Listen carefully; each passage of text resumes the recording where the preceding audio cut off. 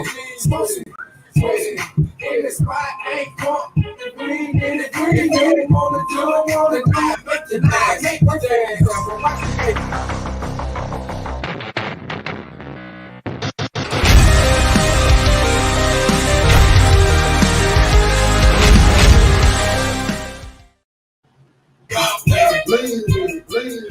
up, Facebook? What's up, Twitch? What's going on, YouTube? We back. We back. Yo, I'm your host, Big C. And I'm going to throw it to my dude over here. Actually, before we even go to my boy, we go with King Cooks always. This is Black Earth 2, owner of 2117. We have a special guest in the house with us tonight. On the Clockwatch Network, he has his own show, Around the Turnbuckle. Please, Big Al, talk to him. Dad, what is the guest? Woo! Ladies and gentlemen, boys and girls, it's your boy, the Big Aboski from Around the Turnbuckle live on Clockwatch. And I'm going to tell you what, I love my Clockwatch family, and I'm so happy to be here, so glad to be here. And guess what? In the immortal words of Dwayne "The Rock" Johnson, finally, Big Aboski has come live to Clockwatch. Take it away, Clips. Yeah. Man, so love. Everybody, if you didn't know, he has his own podcast here on our Clockwatch Network. Please tune in. You know what I'm saying? I'm King Clips. I'm a family man doing the family damn thing. You already know, man. You know, we're going to spin it on down to our very own Lady E. What's going on? What's up, everybody? And welcome to our Clockwatch family tonight. And I just want to thank you guys for showing up, Trigger and Big Al, our special guest tonight. I really appreciate you guys being here with us and showing us some love. And if you haven't seen Around the Turnbuckle yet, you definitely need to check that shit out because he's doing his damn thing up there. So, and then stay tuned tomorrow night for Power P. You're going to get to see me, Chrissy, and a bunch of other beautiful, lovely ladies. And tonight should be a really great show. Hello, Michael Fields. Thank you for joining us tonight. I appreciate the love. That sounds personal. Yeah. Oh, you guys made me blush. Stop it. Mm-hmm. Okay. Yeah. Lean with it, rock with it. What up, everybody? My name is Trigger, aka Angel, aka Black Earth. Where's it at? Anyways, but yeah, man, I'm from Tampa, and I love these guys. Big Al, welcome. I was watching you, and Black Earth got me stuck on a bunch of Macho Man, Hulk. Ooh, yeah. Oh, my God. Don't get me started. I can talk just like Macho Man, too. So I don't might think do. you can, man. Let's hear it. Let me tell you something, Mean Joe. Yeah. Me and Lady Elizabeth. Ooh, yeah. The cream rises to the top. Yeah. I love it. The cream rises to the top. Yeah. Oh, I like it. Yes. Michael. That's my Miguel. Miguel, Angel. Yo, That's thank you my for not being son, little fake. Angel. The cream rises to the top. The cream. He's still back there, boy. You got Van Closers in the back, bro. I feel you. I feel that passion. Also, I just lost my train of thought in the middle of all that shit you were talking You about. nailed already. Cream rises to the top, bro. Because what I was gonna do really was earlier today I was gonna post some Ted DiBiase fucking matches on there. Oh, the $1 Million Man. Oh, that was, oh my God, that's classic. I still Ultimate Warrior. Oh, Ultimate was my dude, yo. That was doom. The entrance was the whole thing. That was the whole show. I was already amped. Once I heard that, I was That's amped. awesome. I was done. I didn't need to see anything else. Shaking the ropes. Shaking the rope. Yeah. That was my. That was You my get the dude. spirit. He got the spirit. Once he got the spirit. Got me amped, B. Got me amped. Prince. Shout That's out. my boy Prince Shango there. He's gonna be a guest. He's gonna be a guest on Around the Turnbuckle in a couple weeks. That's amazing. That's amazing. Oh, yeah. awesome. What's up with the angry faces on there? What's going on? Oh, the wrestling. I don't know. I see the angry faces on the Somebody feel a little pod. salty. Someone's a hater. Yeah, sometimes salty. hopefully we'll turn that smile into a frown or frown Bring to a it. smile. Whatever the fuck it means, I don't Turn care. that frown upside down, son. You know Bring what the it is. hate. Yeah, So out we're here gonna take hating. time, I want to take the time out before we dive into what we're doing. Please, subscribe, like, the alert button, the YouTube. You'll find the running ticker on the bottom of the screen. You'll see it gives you all locations where you get at us. From our Twitter to Twitch to whatever social medias is out there that exists. We got it. We even got Pinterest. So yeah, we're gonna put some shit up there too. We're gonna have some Lady E pinup dolls and shit on there. Why don't I just get We'll get it popping with some. Hey, Whatever you want. Okay. yo, what up, Chris? Appreciate Hey, you, man, throwing brother. in, brother. Me and a What's lot. Hold up. Bye. You missed this? Who's in the background? So listen, that's our secret guest. Okay, we can't tell you that. Yeah, You got he it. monitors everything. Yo, so we're gonna hop into it. We're gonna start like this episode is called Back to the Basics. Sorry And about being that. that you're doing some parenting over there, we're gonna hop into that subject real quick. So now that school has started or will be, does it bring back a sense of normal? And being that the Poppy over there, Poppy Oil, no, I'm sorry, not Poppy Oil, he ain't here today. I apologize. The other Poppy, cold fried rice and a quart of butter. Okay, that's fine. Big Poppy, yo, he cooking? Who? You about Oh, to I shut thought- the down. Maybe he's ordering some Chinese food. but Oh, I'm about to say, listen, you better. I hope you got fire insurance. he's taking forever.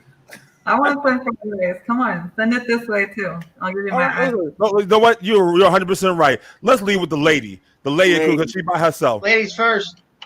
Go ahead. All right. School. Ugh, don't even get me started. The whole thing is pissing me off. Is it back? No, it's not. I don't have no sense of normal whatsoever because in Florida, in Hillsborough County, the first week of school is an e-learning. It's just the first week.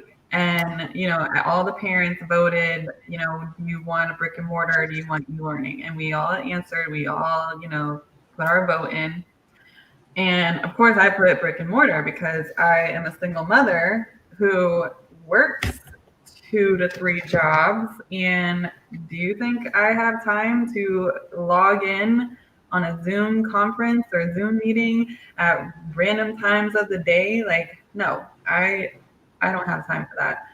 So it's not going to feel normal for me until they start going back to school, like physically in the classroom. Because the way my son's school was set up last year, it's like they gave us work for the whole week and you could do it at your own pace as long as everything was turned in by Sunday. So I was like, all right, well, that works for me.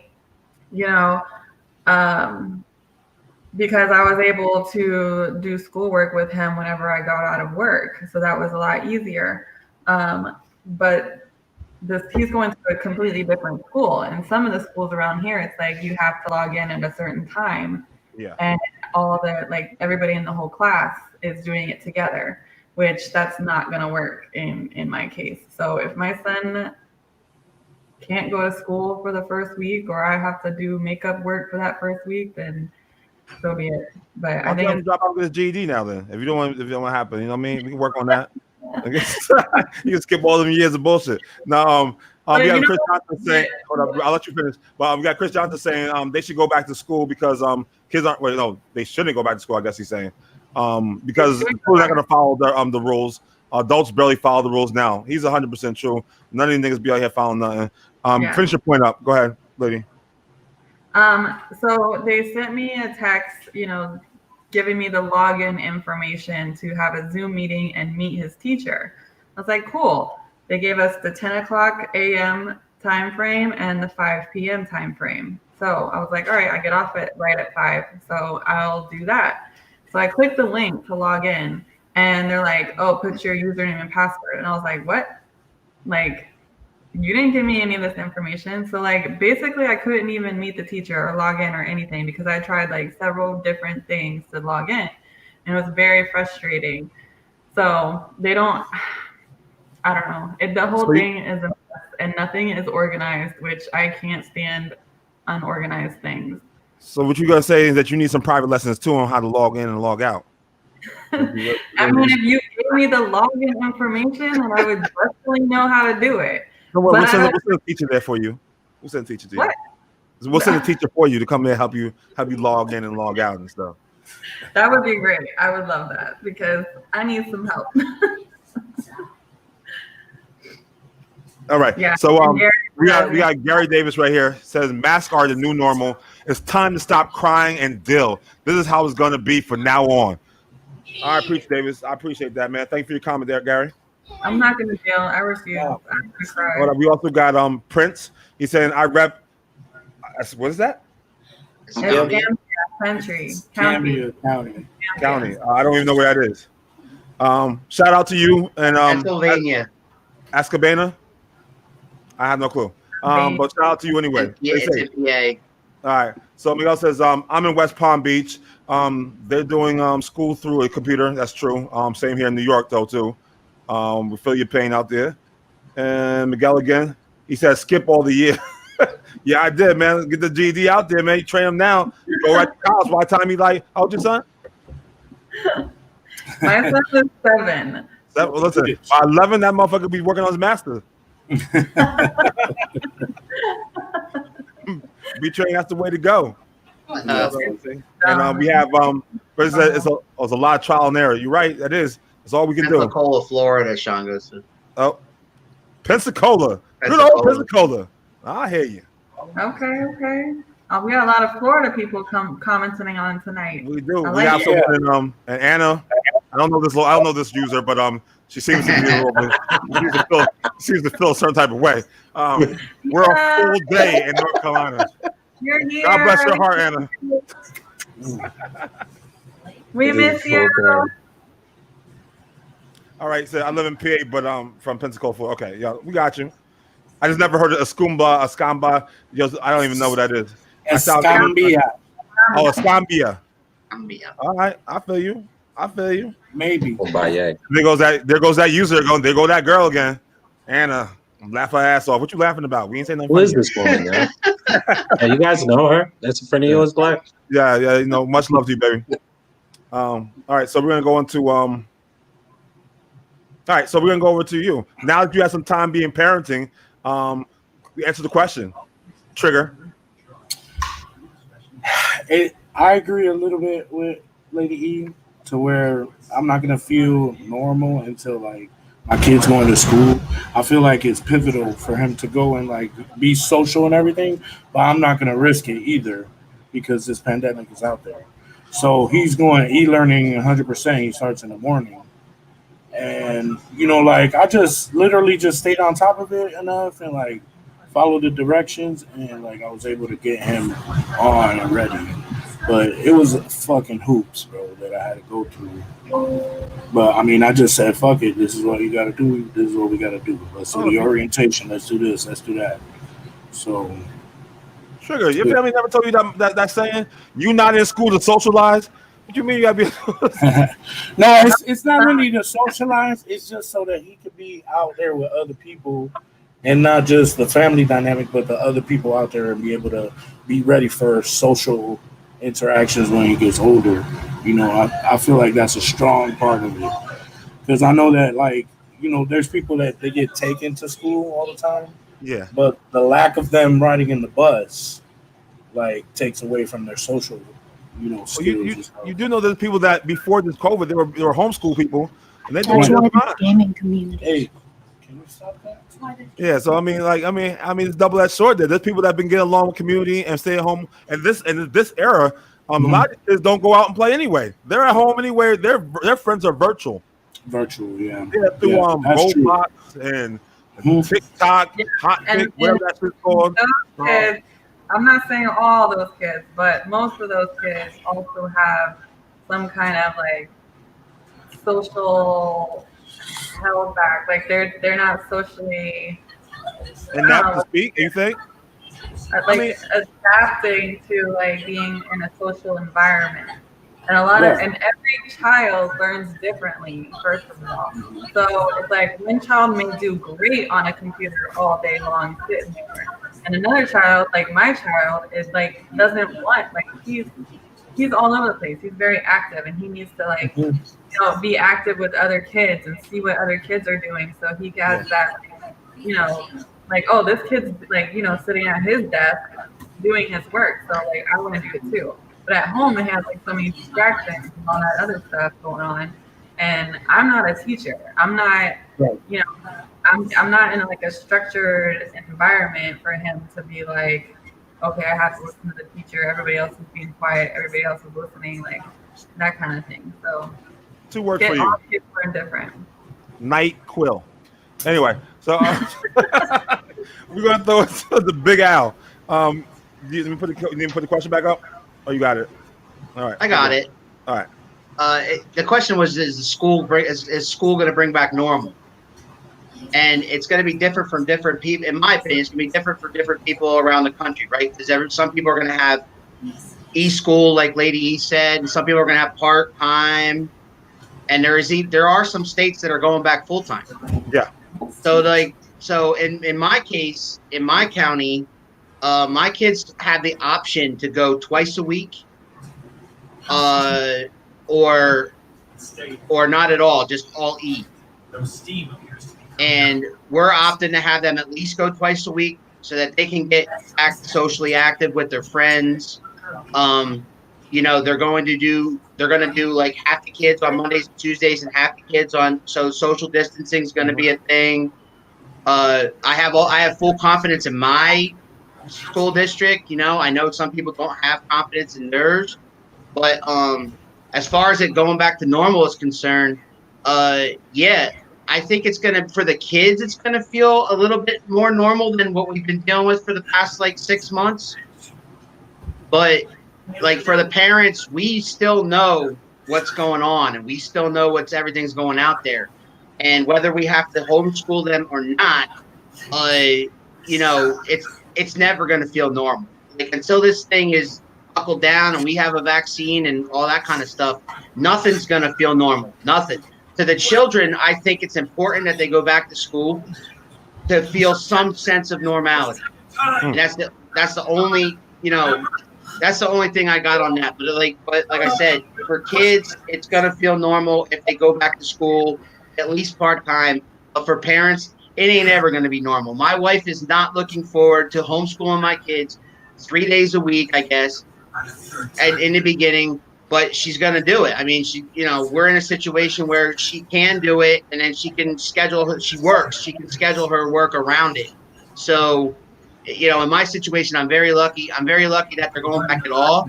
I would not want to be in Lady E's shoes where you like have to be homeschooling them all week. I'm with you on that one because I don't know how we would pull that off. I'll just say something. Joanna has chimed in. I want to read her comment. She said, "My kids are grown." I'll put it up here for everybody to see again.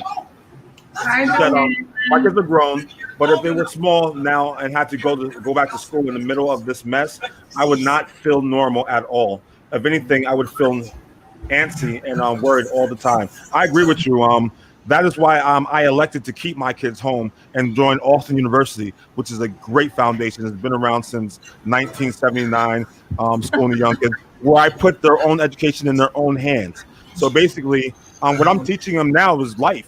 So basically, they're not going to always have school. So now they're getting these real life skills now, so they'll be able to succeed in life going forth because of things that we're preparing for now. This is going to be like, I'm actually happy, excited about it because I'm going to take off now that I don't have to worry about their school or attendance and shit like that.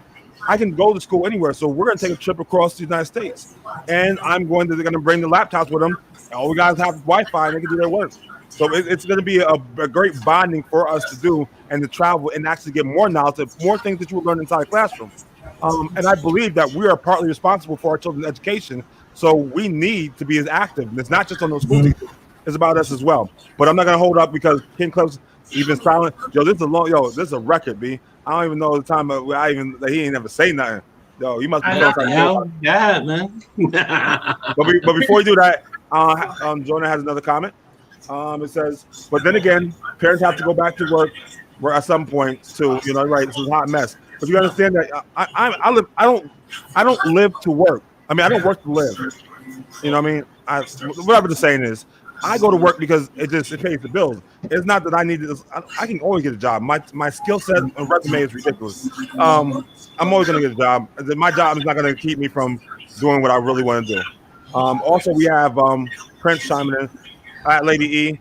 That's damn true. That's damn true. We feeling you, Lady E. You got support. You're not alone. You're not alone. You are not alone. Let me stop. We got Brandon Simpson chiming in saying, "What program y'all use for the podcast?" That's a secret. Secret society. All we ask is trust, bro.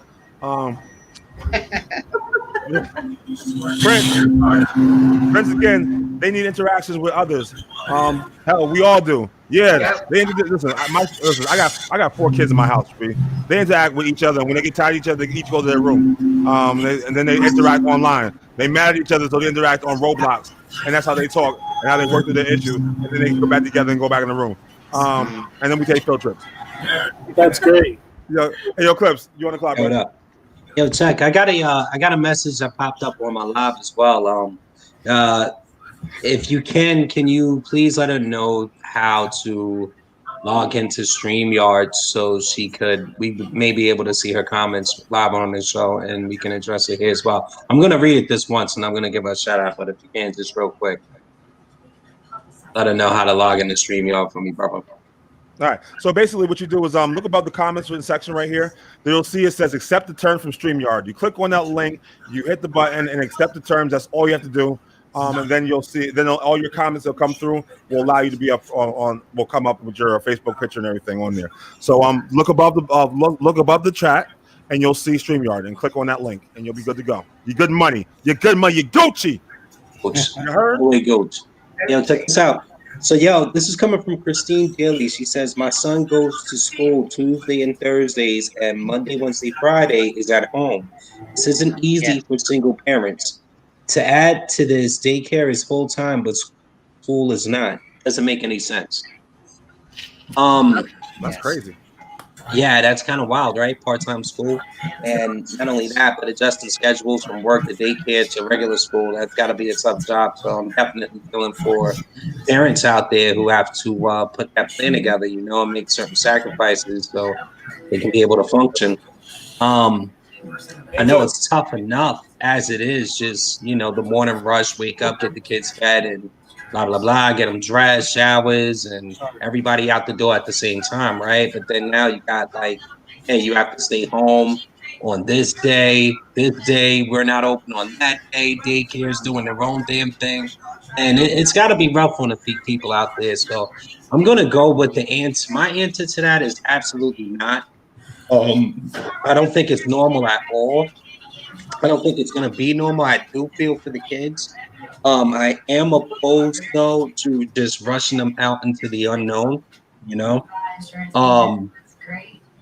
At the same time, about $26,000. I definitely agree with Al. We're not going to feel normal for a really long time until there is some form of vaccine or vaccination that we're all able to take and feel safe again, right? Because you really don't know what's going out there. This COVID business is ridiculous. It exists in saliva particles, and apparently every time you talk, there's some more saliva particles going out of your mouth that you can't even see, which is microscopic, and you can possibly get sick and die from, or your kids. And we all know that kids are the germiest people on earth. So, in my particular case, personally, all of my kids, they don't have school. They're all doing virtual school. So my son and my daughter, they'll be doing virtual school over at their grandparents' house. So it'll be like a regular day for them.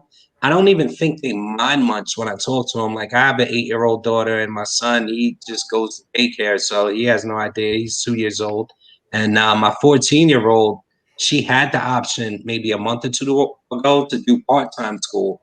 And she was like, nah, fuck that. I'd rather just stay home and do virtual school. So I'm like, I guess it doesn't really affect 14-year-olds that much in a sense either, she would much rather stay up all night playing video games, wake up at 12, knock out whatever she has to, do her homework right after, and then get right back online and get crazy. So, no, it's not normal. Everyday life is even going to be changed, but we're not talking about that though, right? We're talking about school. So, this is what it is, man. And I will. You want to get to some of these comments before we get to you, Black? No, go ahead and hop in the comments, B. Also, right. Trigger, you on mute for a second because you have background noises, bro. Clean that up. Yeah, I know you can't hear you because hold on. You hit it with the mute. The mute. I know. Hold on. I'm muting you. Hold on. I got it. All right. For whatever reason, it's not working. So, yeah, I'm going to start with Prince Shango. Yeah.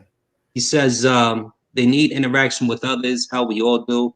I mean, and I hear that. That's definitely key with child development, right? I mean, but at the same time, like, and it's fucked up. Like, you know what I'm really interested in? Like, what's going to be the long-term effects of this? Well, that's what people don't know, and that's the biggest problem because we don't know how. We haven't been so far ahead socially, of right? To know, yeah, socially, and been locked up in your house for like a year without your friends, family. I'm really interested to see the long-term effects and how this is going to be on our kids. Like we got to do what we must, but they don't really get to understand it. You know what I'm saying? So what kind of fears or phobias are they going to grow up in? I don't know, man. It's weird. Well, my kids are home anyway, so even when it is like we go, I mean, they're not like they're outside playing. I mean, they do see their friends, and even through this time, they went. I still had Girl Scout meetings. I still took a huge shipment of Girl Scout cookies, and still had to hand them out. I still sold them. We still had meetings. We still did things. We just did things carefully, and but we all should do that carefully. I mean, that never stopped our role. Don't get me wrong. The only thing that changed is that they're not in a building, a brick and mortar, anymore, trying to get an education. Mm-hmm. Now I can definitely dig that. Well, here's the thing. Now parents are going to be forced to have more hands-on of education and be responsible for your child that you brought into this world and educating them. It's just what it is. And to me, maybe we can – well, no, but here's the bad thing about it. There are those races out there that are going to have more control over their children that are going to still spill that nonsense and garbage to them. And that's really going to – I mean, that's really a problem as well. I never thought about it right now, but that really is. Honestly, you're 100% right, though, because here we go. You got like more time at home to feed poison to your kids if you're living that kind of lifestyle. You know what I'm saying?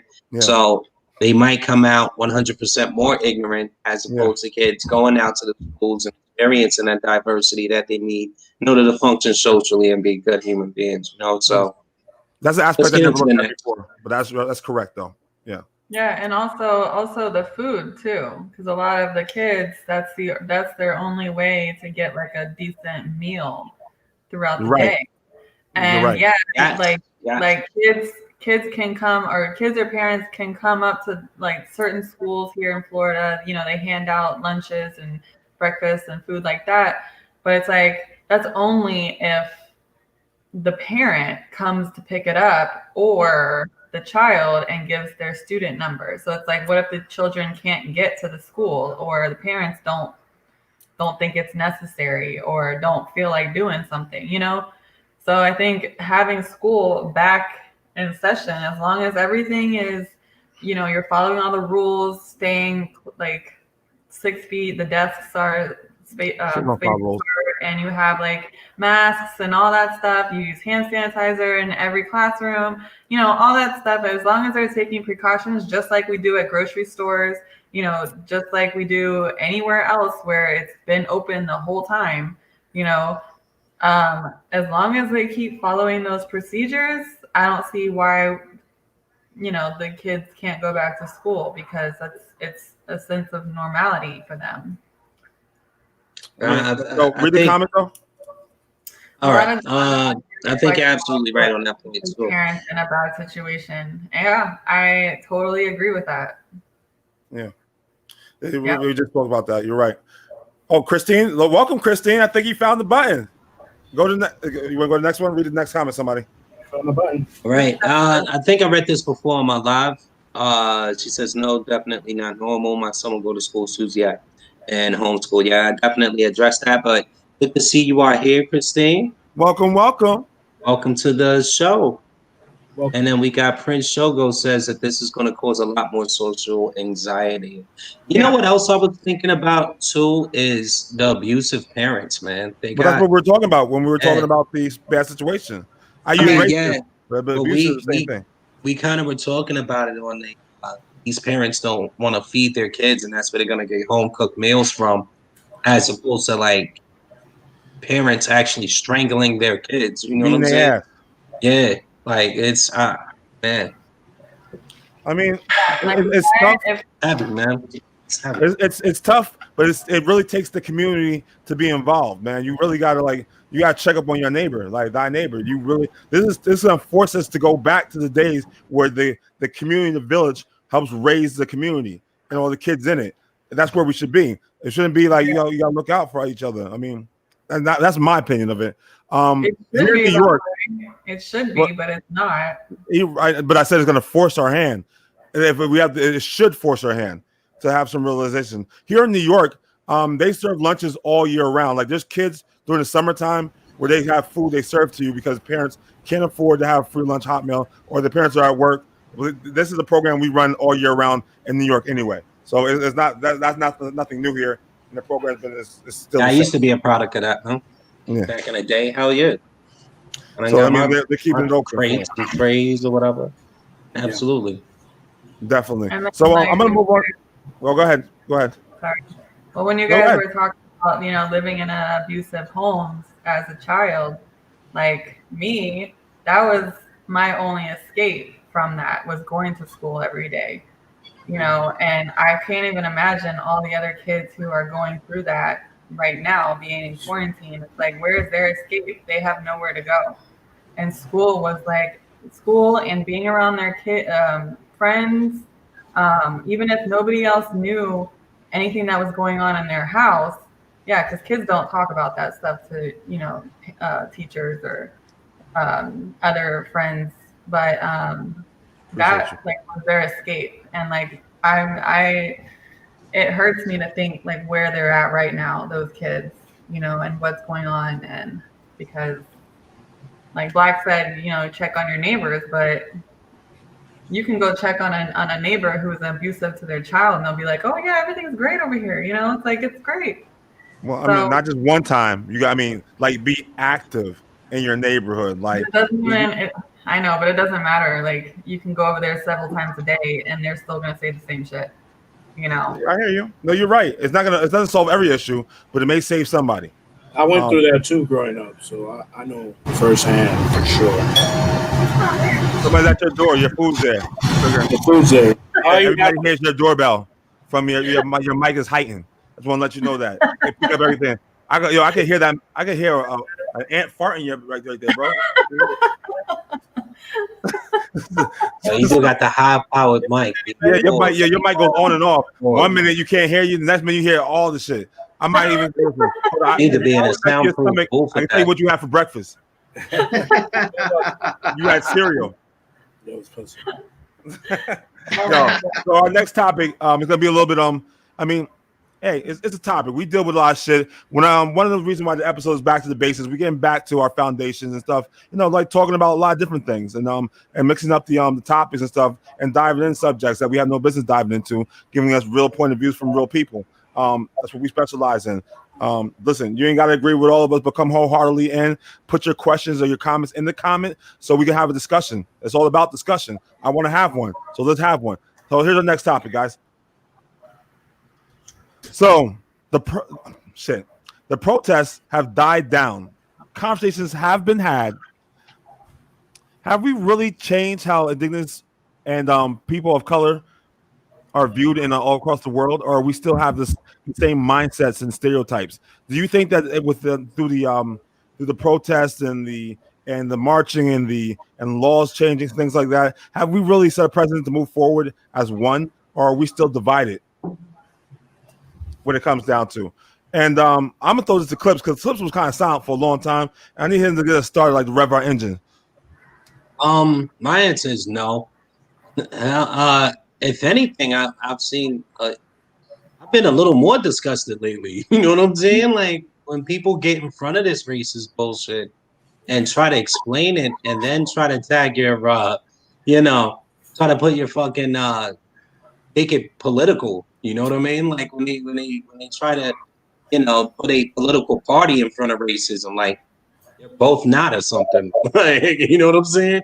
I think a lot more people are aware now because we've been screaming at them every week, you know. At the same time, though, I don't think we're ready to move forward as one people. Absolutely not. I wish we were on the second hand, you know, because I have lots of white friends. And like I said last Tuesday on our podcast, like it really it really seems like you'd be amazed how many white friends I have, right? With all of this racism going on. Like America makes it seem so hard to be friends with people of other races or other demographics or other financial statuses. You know, it's very culty, you know, when I am actually friends with all of the above, you know. So it just gets to be a little ridiculous, tedious, and you kind of get tired. Like racism will beat you down.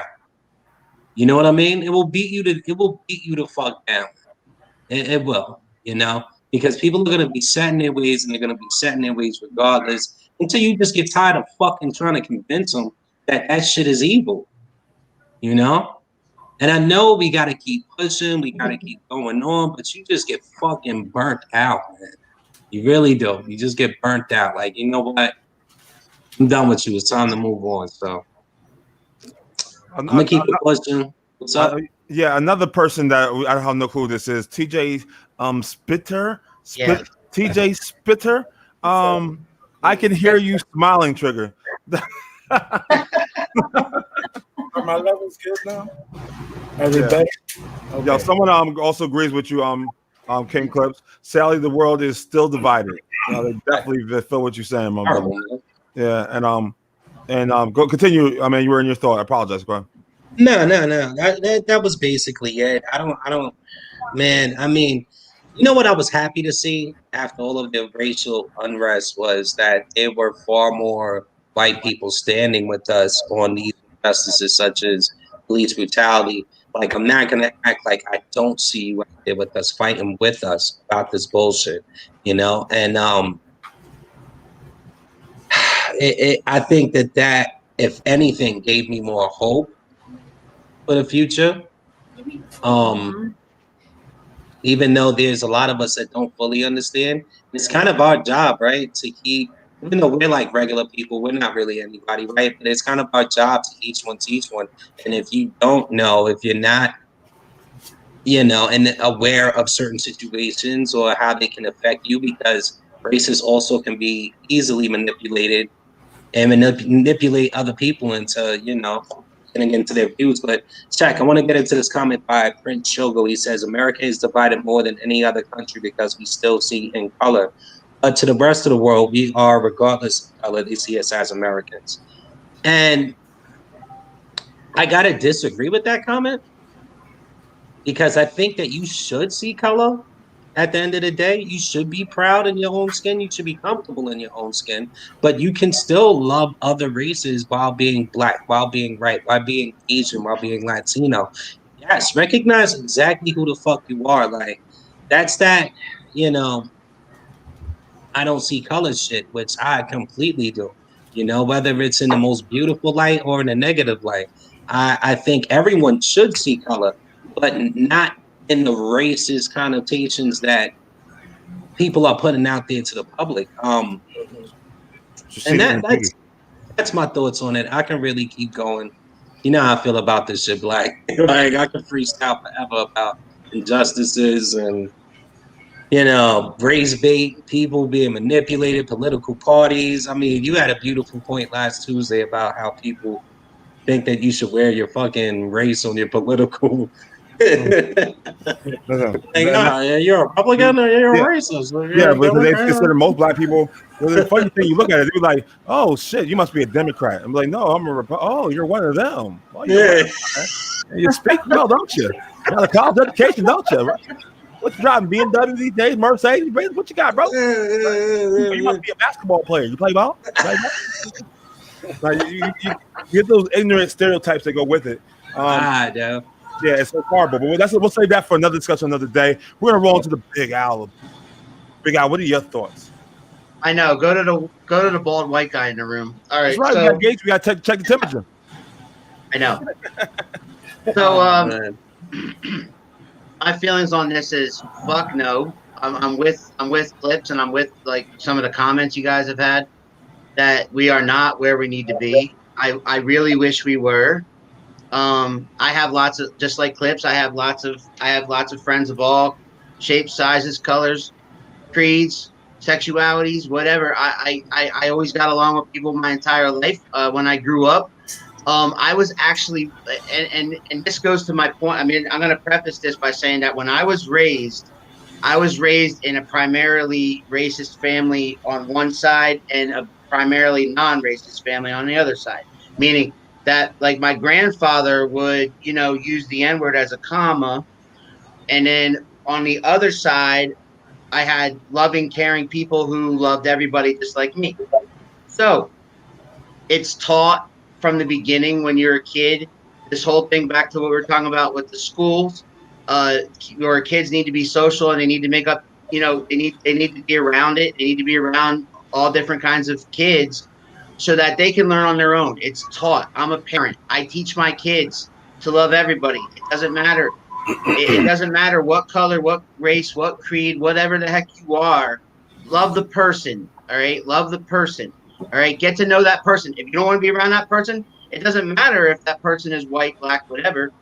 You don't want to be around that person. Don't be around that person. I have tons of friends that are black, and we have this discussion all the time. I have coworkers. We have discussions about this all the time. Have we gotten a little bit farther with all these protests, with all the stuff that's been going on, with all the, everything, all the movements and the Black Lives Matter and all that stuff? We're moving in the right direction, but we ain't even close. We ain't even close. The cool part, if there is any silver lining in all this, is that we're having discussions that we never would have had before. All right. We're talking. Like, I would have passed my friend Edwin. I hope you're watching, Edwin. I would have passed my friend Edwin, who is an African American, and he's 50 years old, and we have this political discussion all the time. And it never goes to race, but when he goes to race, like he feels the same way I do.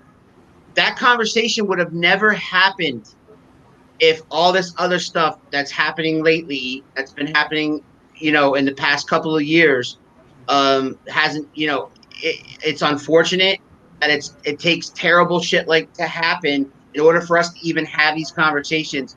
But I am happy that we are having these conversations, because if we aren't, we're not going to ever get anywhere.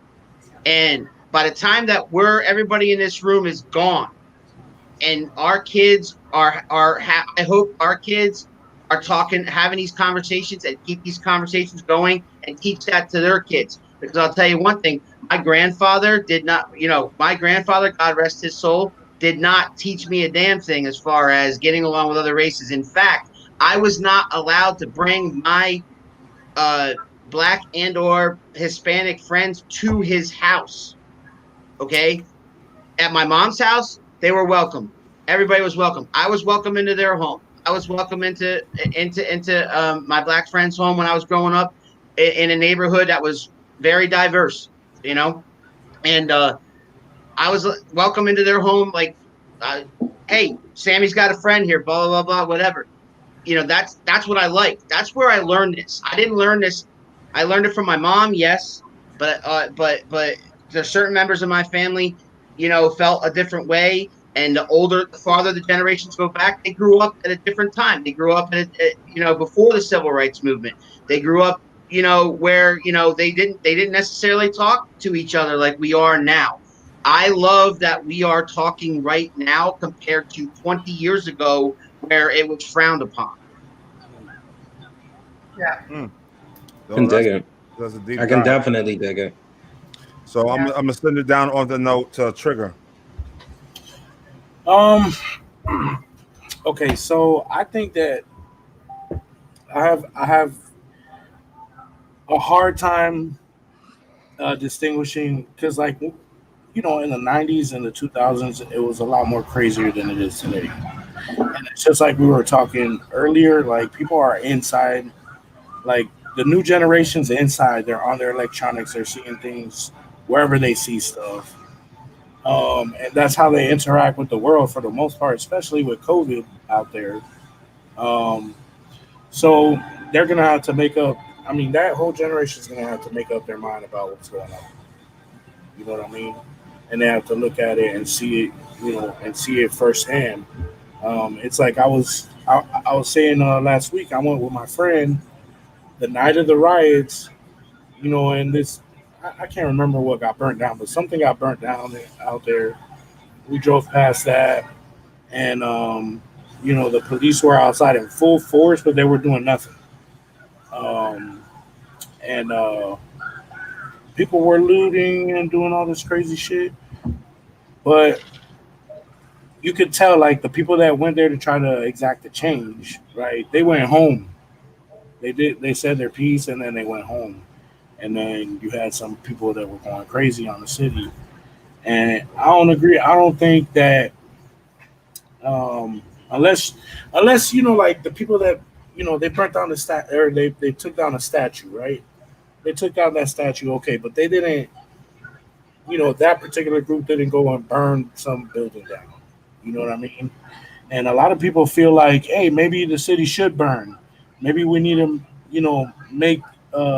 make our point, with a lot more noise than we used to before.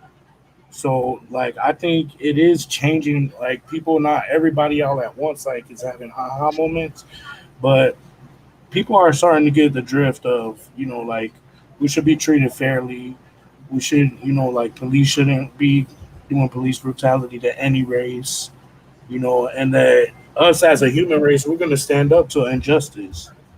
You know what I mean? So I just think, man, when people are fed up, they do something different. They stop being the citizens that they are, and they go out and they show themselves, however they need to. So, it boils and boils for a long time, and it's like a pressure cooker with no off button. You know, Once that thing pops, it pops and erupts, but the top just keeps getting put on, and band-aids ain't gonna fix deep wounds. You know, so the government got to do something, extreme to make everybody get together. That's crazy. You know what I mean? All right, Prince says racism isn't gone. People have to learn to hide how to hide it better. I actually I'm tired of them hiding it. If you're gonna be that way, just like be upfront, so I know what I'm fucking dealing with. You know what I mean? Like, there's a lot of people that I've known for years that I wouldn't think, but they've had some racist views and say a lot of different racist shit. Even and it's not because they just don't know. They don't know what they say. Different things. I don't listen. Hold on. Let me get another comment. And this Anna woman, I don't know.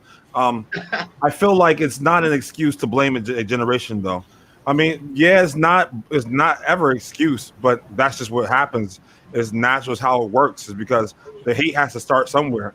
Because somebody's grandfather was wronged by the mailman, the black mailman that dropped off the mail, but left the letter and fell in the water, and he had a bad experience. And then for that day forward, he hates all black people. And then he passes that hate on to his kids. Like, a kid be like, why do you hate him? I don't know. I just hate him. Just don't talk to him. And then that hate, whatever that bad experience that they had in their life, becomes a legacy in the family line of hate. There are people, if you're strong enough to break away from that, when you're able to see right from wrong. But sometimes, like, if you just keep telling your kid he's dumb and stupid, he's gonna start believing he's dumb and stupid. That's the same when it comes to race, and that's what the problem is. And just in my opinion. So let's go over to George. I see you over here, bro. No, that's not George. It's Ryan. Ryan Johnson says George Floyd. That's what he was. Sorry, George Floyd isn't someone black people should lift up as a hero. Watch the full video. See, we had. If you watch our last podcast, we talked about that tremendously. what I mean, it's not about being a hero, bro. It just comes to the point where it's tired of you killing black people and it going on. There's no justice, even though justice is an idea. It's not actually a concept. It is just it's an idea of what we thought we should have. It's not really true. But I want you to think about this, Ryan. If you haven't watched the last podcast, but I'll touch on this.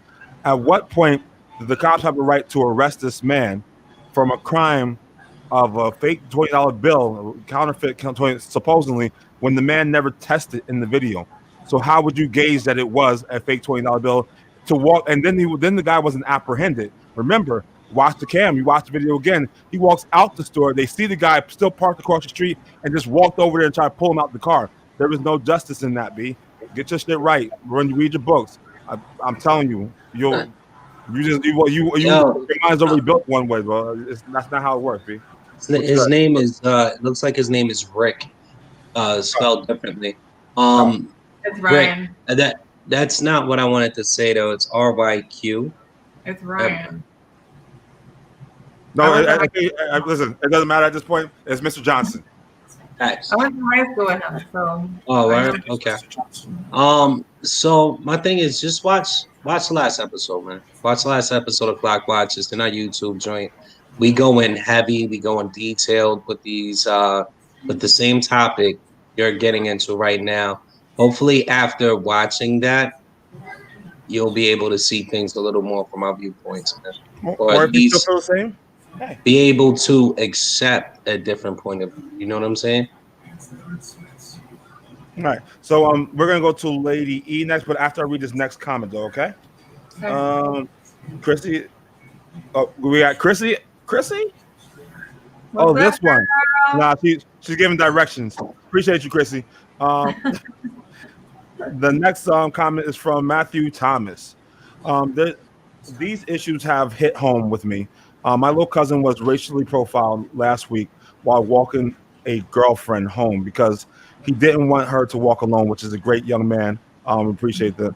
The cops drew their guns on him, both of them, who are both 16 years old.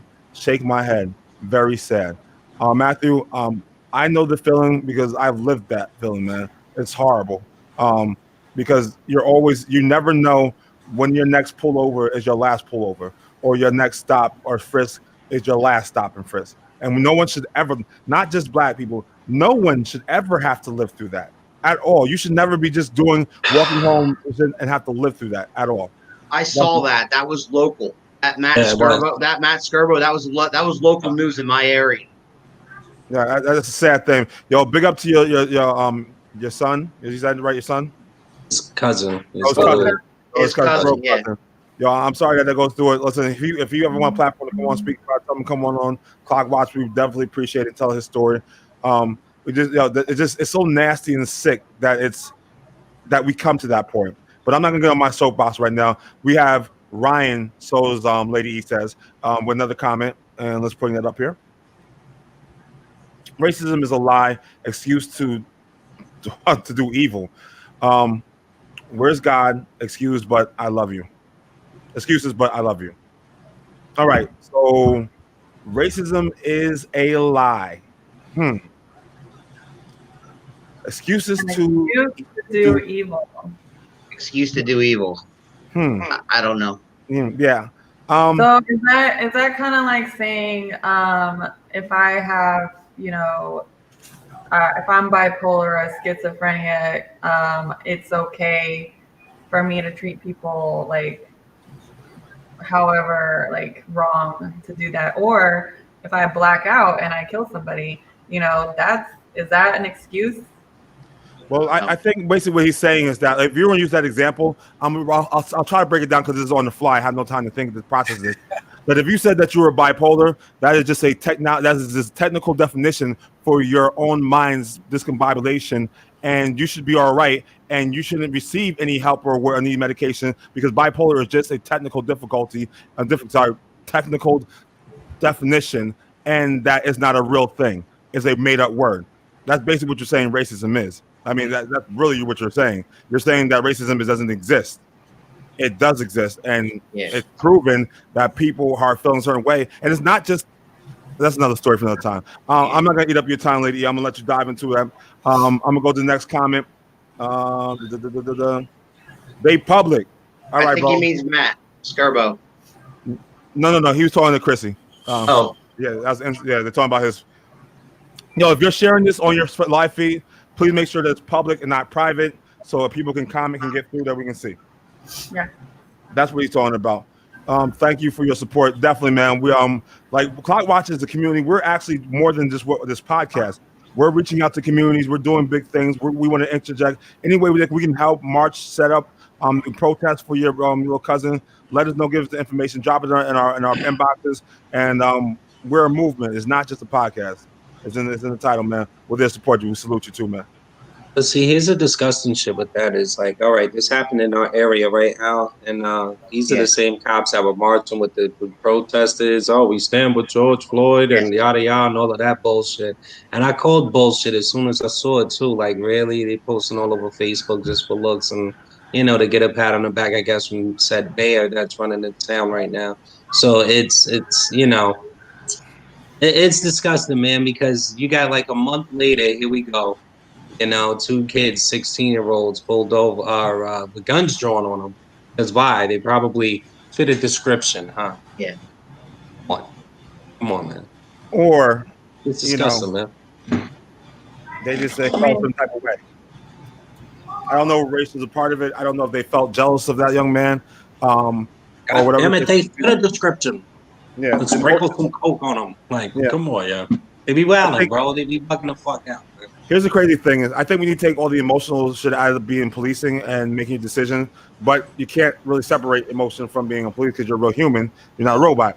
But you're trained enough to know how to separate the two or to handle it. We got to do a better job at that. So, were you finished on your statement there? Me? Yeah. Yeah. I mean, I haven't spoke on the topic yet, but He hasn't spoke yet. That's what I want you to speak on. Yeah, go ahead. yes. So I'm right there with Big Al and King Clips, what they had to say. King Clips, I think that people should see color because it's a beautiful thing.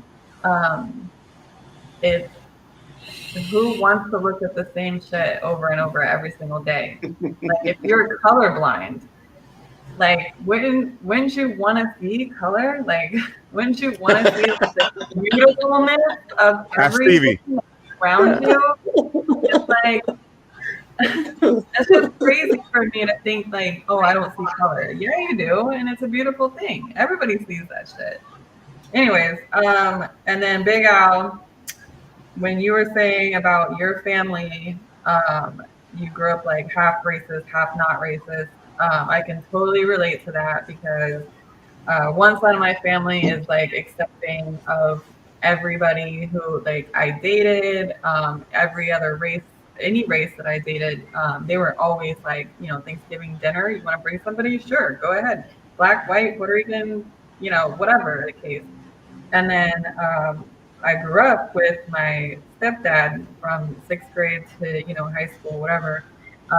But he was also racist, and I could never have friends over that were a different race. I was allowed to have this one boyfriend who was white and Puerto Rican, but he looked white. But anyway, it's like that's another thing. But anyway, so to the question, since the protests have died down, I think that we are going in the right direction with that. I don't think that it has made as much of an impact as people have expected. Americans are very quick. They want a fast result, and they want everything like, fast. So this is going to take some time. This is going to take many, many years. And yeah, it started, 300 something years ago, and we're still dealing with this shit. But I feel like now that, social media is out and all these video, like people are recording more because it's like more people want to be involved. They want change. And I think the more that people do this, the more that it's going to change. But it takes time, and it's not going to happen overnight. But even with me,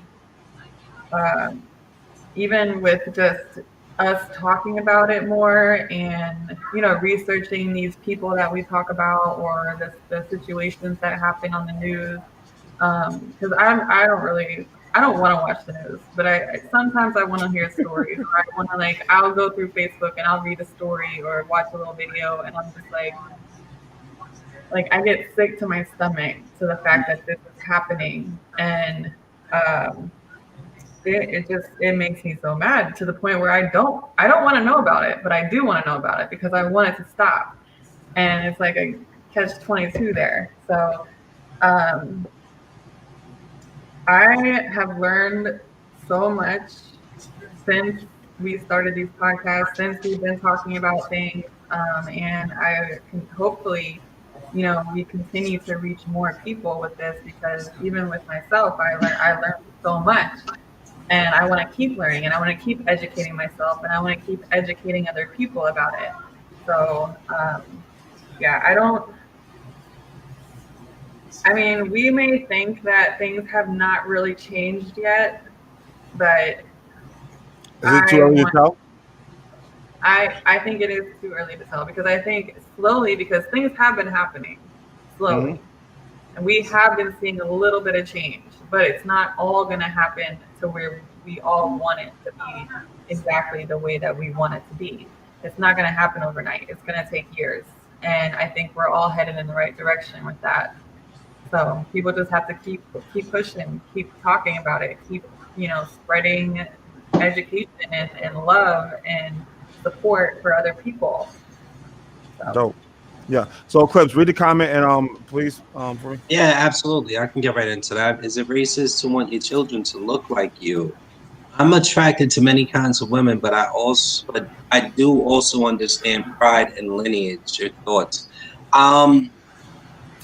Wow, you're really walking down that slope right there. Is it racist to want your kids to look like you? That's a tricky one, Ryan. I'm not gonna hold you, because at what point do you stop? And I think we're gonna get into a little bit of this tonight as well. But you can't help who you fall in love with, right? I mean, that's what they say. You want to be picky and you want to be choosy, and it's like, all right, say your pull-out game or your condom game isn't 100%. You're out having sex with a person of the opposite race or another race, and you end up getting this girl pregnant. Are you going to say, oh my God, I don't want to have mixed baby, or I don't want to have Asian baby? You should get an abortion. Try to do some dumb shit just so you don't have to. Or even so, if she goes through with having your kid, how are you going to feel about your kid just because they're not the same skin tone as you? You know what I'm saying? So that racism runs deep, man. I mean, I'm all for black pride and black pride. And if that person that you're with is of your race, there's nothing wrong with that whatsoever. But at the same time, I don't think you should put standards on who you want to deal with, as far as having sex with multiple races. But you did say you're attracted to women of all races. I'll give you that. But your choice is to, I don't know if it's your particular choice or you're just asking for thoughts. Let me clean that up a bit. I think it is a little racist to be like, well, I'm only going to have kids with a black woman. You know what I'm saying? Because I want black kids. Because you can possibly fall in love with, a white woman or an Asian woman. That concept just goes completely out of the fucking window at which point. So, don't ever put race. Don't ever limit your dick to racism. I want to touch up on that real quick, because I think this, because I actually think anyone who says that I don't date women, I don't date certain, not women or men, whatever, because of the color of their skin, I think that's a very racist shit. Like, how can you define I don't date black men. Oh, you don't date black? That's some racist shit to say. It's some racist shit. Yeah, it's not supposed to be you don't date a color, but you don't date a type of person. of a Right. different type of character build. You don't say, "Oh, I don't date." Oh my God, I don't date them. They're a little too dark. So anybody that says that, I'm sorry if you may feel differently, and you say preference. Well, that preference is racism. That's really what it is. So don't But ever even get that confused. but even if say like, well, for me, like I say, oh, I don't date white guys, you know, like that's still racist. It's Like still even racist. Yeah, Yeah, absolutely, that's the same shit absolutely. though. You're off the hook either. I'm saying listen, because hold I, on, your I daughter. got a hypothetical. What if she won't let you beat because she prefers white men, this white lady, right? But she'll suck your dick. Is that still racist? No, that's just confused. Um, but hold up. But But she when doesn't want black kids she's though. no, scared. That's hold up. She's scared of understandable, it. but she's just going to get a blowjob. You know what I mean? Like, Well, then that's Hey, racist because you want black kids. so you would technically, as a black I man, think I've been getting a through that blowjob before. from a racist. That still be racism, bro. Anytime Dropping jewels tonight, y'all. I don't know where he just took this, but Hey, Clips, I might have gone through that before. all right. So See what I'm saying? Ryan says it's preference. We're allowed to have the right or not. I mean, listen, you date who you date, but it should be based off their skin color. B. You date them because you don't want to date that person, not what their lineage of people and their line and bloodline is, man. That's just straight asinine. To be honest with you, brother. And before I answer your next question, your comment, we're gonna move on to the next subject because we're running on this time over here. Time waits for no man. So I want to hop in this real quick. So this is a little touch off the last subject we had earlier about now that COVID is over, but what are 3 things you have learned from it and that will help you going forward? Big Al, I need to lead off with you, bro, because we know we time sensitive. I know. So what are 3 things that I've learned from it? Not that it's over. Okay, well, health is very important. Keeping yourself healthy is very important. It's something that I obviously was conscious of, but at the same time, I really wasn't. I'm overweight. I know I am. I like food, whatever. But I go to the doctor. Doctor, I was tested for COVID because we thought it spread at our job, and I was found negative. But I tell you what, that was the scariest 3 days of my life because this thing is killing people. So first and foremost, health is important. I lost a brother in 2012 to leukemia. And one of the last things he said to me, he said, "Alan, health is most important. I want you to be around for your kids to walk your kids down the aisle when they get married, my daughters. I want you to be there for when they graduate high school. I want you to be there for everything. And I want you to die old in your bed when you're 90 years old. You can't even get up to piss. That's when I want you to, can you please do that for me?" Because he was dying at age 35 of leukemia. Um,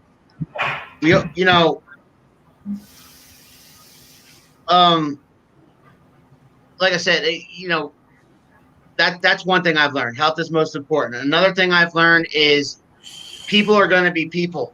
It's not a political issue, and you try to tell that to people, and they don't want to hear it. You know what I'm saying?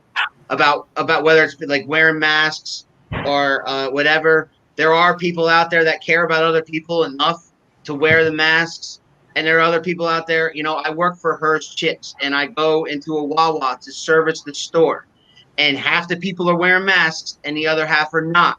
Now, do I look at those people and say, fuck you, asshole? I'm gonna, when we go outside, you and I are gonna have a conversation. No, but at the same time, I can see other people looking at them like saying, "What's your problem?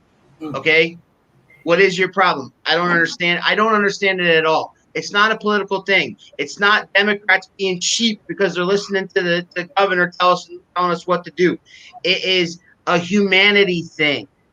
Okay, it's a humanity thing where if you care about your fellow man, you'll wear the damn mask in a public in a public place. If it's not, if it's, to me, So the first thing I said was health is very important. The second thing is that people are going to do what they want to do no matter what the rules are, no matter what they want, they're going to do it. So there's people that are, there's people that are just going to be like that no matter what, right? Health is important. People are going to do what they want to do. The other thing I've learned is I'm with Lady E. I know she's gone for the moment, but I'm with Lady E when it comes to watching the news. I purposefully do not watch the news. I don't watch my local news. I don't watch my national news. And I don't get all my news from social media either. All right. I hear things, I hear this, I hear that. And then all of a sudden, I'm looking shit up and I'm making sure to find a credible thing such as maybe the BBC, because it's not it's not an American thing. So they don't have an agenda. Yeah. They're looking at us. And, the BBC, I'll go to the BBC.com and I'll get my news there because it's usually straight up facts. And so like, I don't watch the news, and it like I see something on Facebook. I saw a thing on Facebook where it says masks are not working. It's not working. And then this and that and this and that. This whole pandemic, everybody's got an opinion. Everybody's got the facts. Everybody's got falses. Everybody has different sources of information coming in. And I know everybody's frustrated. I know everybody's sick and tired of it. But I mean, Jesus, all we had to do was just do what we were supposed to do and try to get through this thing. Because I'm going to tell you right now, Angel pointed on this before, or Trigger pointed on this before, when what's going to happen in the future of this thing is just like the flu. There's going to be a COVID season every damn year. And once they have a vaccine, we're going to have to get our COVID shots, just like we have the flu shots. This thing's never going to go away. And then to Clips's point about how things are changing now, how's this changing us in the future? I don't see anybody shaking hands anytime soon, right? You know what I mean? That used to be a thing. I used to come up to you, nice to meet you, and shake your hand. That used to be a normal social thing to do. Mm-hmm. Not anymore. It's gone. You don't see it anywhere. And it can be family, it can be anybody. I hung out with TJ Spitter last night. Did he shake my hand? Did he touch me? No. Did an elbow bump or a fist bump? Why? Because that's the way it is. And I've known the kid since he was in diapers. You offended by that? No, not at all. Not at all, because I understand. There, like I said, there are some people that are deathly afraid of this thing, and then there's other people that think it's a bunch of crap. Who are you going to believe? Believe yourself. Believe how you feel about it, and then move on otherwise. Some good points there. I mean, those are strong takes. I mean, I listen. A lot of that stuff I agree with. Some people feel differently about it. I'm just trying to look for the question again. Sorry. All right, so I'm gonna go to let's go to King Clips. Clips, what you think about this? All right, the three things that I've learned since COVID. I learned that I loved my family a whole lot. It brought us together. We're doing great. Things are beautiful between us. I love my kids. Crazy. I got, man, they're just a bunch of fun, man. I also learned that hygiene means we all stay clean. Give yourself a sniff and see what I mean. You know what I'm saying? You making rhymes, B? Yeah, man. I'll be freestyling out there. COVID-19, 0.5. I'll be flowing, God. But yeah, man. Everybody's on their hygiene bag, and I think that's dope. Keeping a lot of people healthy when you sanitize. You're wipe down other things that you may be at. You're just keeping people safe, man. So I'm all for safety and the well-being of humans, period. I don't want to see anybody dying. 3. And why you laughing? Because Clip, hold up. Don't touch me. Couple things. One, don't touch me. Yeah. I'm waiting for number 2. 1, don't touch me. 1, don't touch me. Yeah, that's the part he made it. What's number 2? No, I he didn't learned say that. nothing. I've also learned how ignorant people are, right? Like you were just talking about the people that, how you are and your views on it. But let's talk about the other side and how ignorant they are, though. You know what I'm saying? Like you get these basic guidelines and you're like, no, it's mind control. Yes. Then you're going to hit us with the Conspiracy. nanotech joint and it's going to give us the mark of the beast, right? So everyone is going. Oh, I remember that apeshit. story. The Mark of the Beast. I just remember that. You know what I mean? Like everybody is going nuts over this COVID-19 and even the vaccine. Like you think it's bad now. Wait till they come with the vaccine and be like, yo, everybody got to take it. Holy shit. This fucking nation is going to lose their minds, bro. They're going to lose their fucking minds. Agreed. Oh my God. They're going to, you can't make me take that goddamn. That's probably, if COVID sticks around, it's going to be because of these motherfuckers right here that refuse to take the vaccine by all means. They're going to be just running around, dipping the vaccine, not getting vaccinated, and Hold up. infecting the rest of the world. I ain't What's taking the up? first batch. I ain't taking the first batch, bro. What up? I'm not taking the first batch, bro. I'm not being. It's like when you buy the PlayStation 5. I'm not buying the first series of. I'm getting the first batch, B. I don't know what you're talking about. That's another podcast, though. I'm definitely getting that first batch. PlayStation 5 out. So You know what I mean? I'm getting that you five. said you want the vaccine, right? But then I know that you don't vaccinate your kids, right? Do you want your kids to have that vaccine? Yeah, Cool. absolutely. But you don't Wow. want them to have other vaccines? Your kids most likely are going to be required to take the vaccine before they return to school, just like their flu shots. Or tetanus. Yeah. So Any amount of money. You give So- your kids the flu shots, but you don't give them shots of to prevent chickenpox or measles or polio. Well, no, they get all of that yearly. You guys got yearly shots down in that was West, bro. up. No, I think that was a lady he was considered. That West was talking about he didn't give his kids. He didn't want shots. Oh, okay. Yeah, that was from another podcast, bro. No, because I thought it was you, King Clips. My bad. I am so No. sorry. I thought you said that you didn't vaccinate your kids, and then you were like, "Oh, I'm going to be the first in line." I was like, "Wait a Let me minute." find out all black people look alike. Yeah. Wow, Oh. Ryan, you're right. That's I racist. look nothing Ryan, like you're right. Wes. Yeah, I know Wes too. Like Wes is taller than me. That's the homie. Like I fuck with Wes. Like that's the homie. I'm not offended at all. He's a little taller than me and mad thinner than I am as well. Oh, But, yeah. I mean, y'all, you guys all look alike. So it was. I know. I smell what the Rock's cooking. Some racism. Hold up, yo, we got Ryan back. He said, "Yo, knock on wood. Haven't been sick in a while. Washing them hands thoroughly. We appreciate you, man. Wash your hands, but are you washing your ass? That's we need you to do that too. Now, Man, listen, you gotta do all that. Yeah. Washing your hands after you wipe your ass. Like I know there's people that still don't do that, and that's ridiculous. I don't even know why. That shit is disgusting. Hold on. Yeah. Oh, here we go again. Miss Anna Yeah. Burns, she says, I'm refusing the vaccine. Well, you know what? It's your American right. Yes. Yeah, you can go ahead and refuse it. We Refuse have to it. talk about some things when we go on this podcast, though.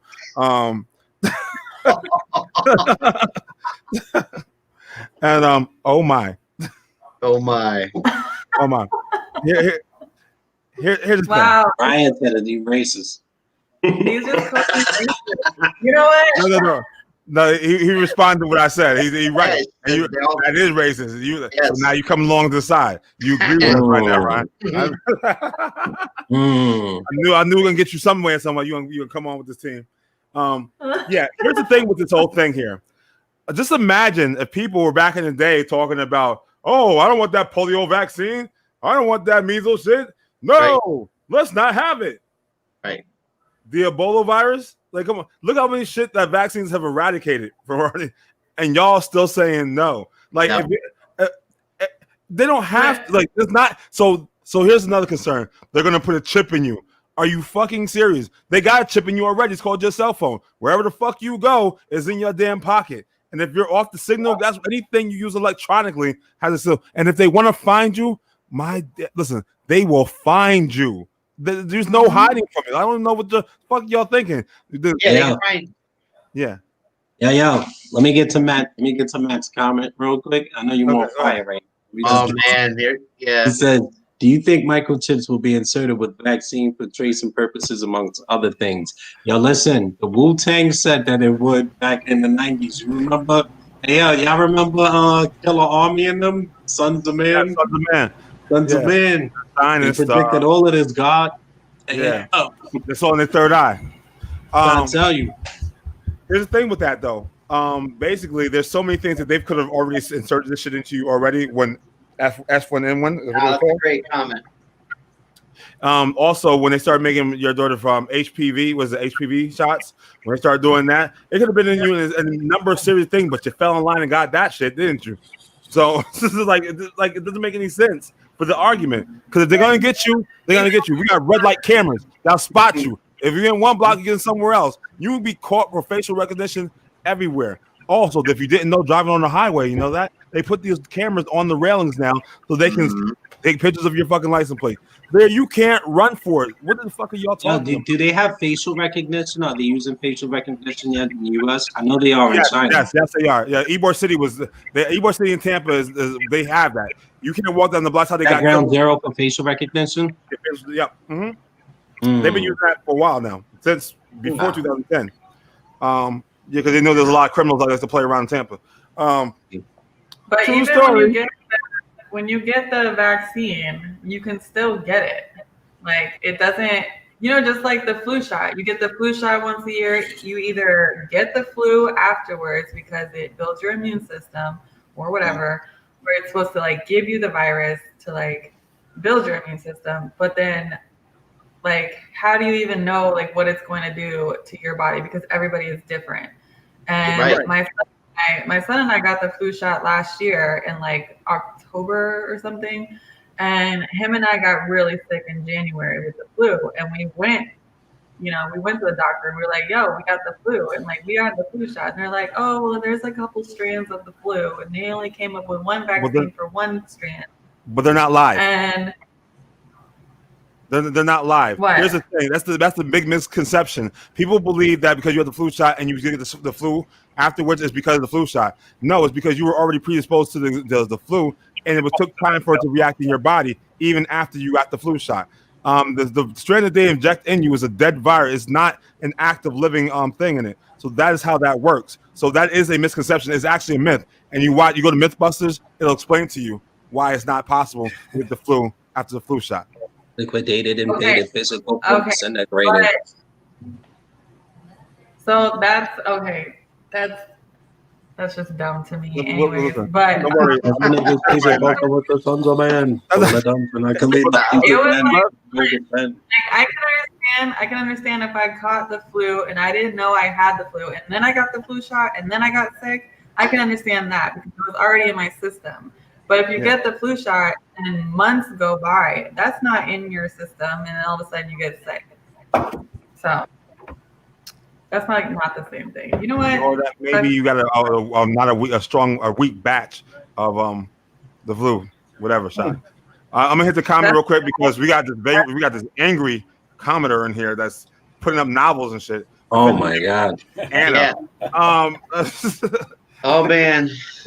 Is a viral infection. It's not even close. It's like what? What crippling polo? What? Get out of here. I'm not even gonna listen. They ruined her entire side of the family. It's not even close to the same thing. You're right. It's two different things: polio and the flu. All right. So let me just explain this to you this way. This is what I'm saying. I'm not telling you it's the same exact viral. I'm saying to you, stay closely, is that people got these things to eradicate these things, right? So why wouldn't you use it to eradicate this virus? I mean, it's the same concept. It's not the same exact. All right, I'm gonna be nice. It's not the same exact virus per se. It is the concept of the matter. If you're using things, the polio and all that stuff, and wiping things out, chicken pox, the whatever the fuck you want to take, HPV, whatever you're taking out there, injecting yourself. Polio.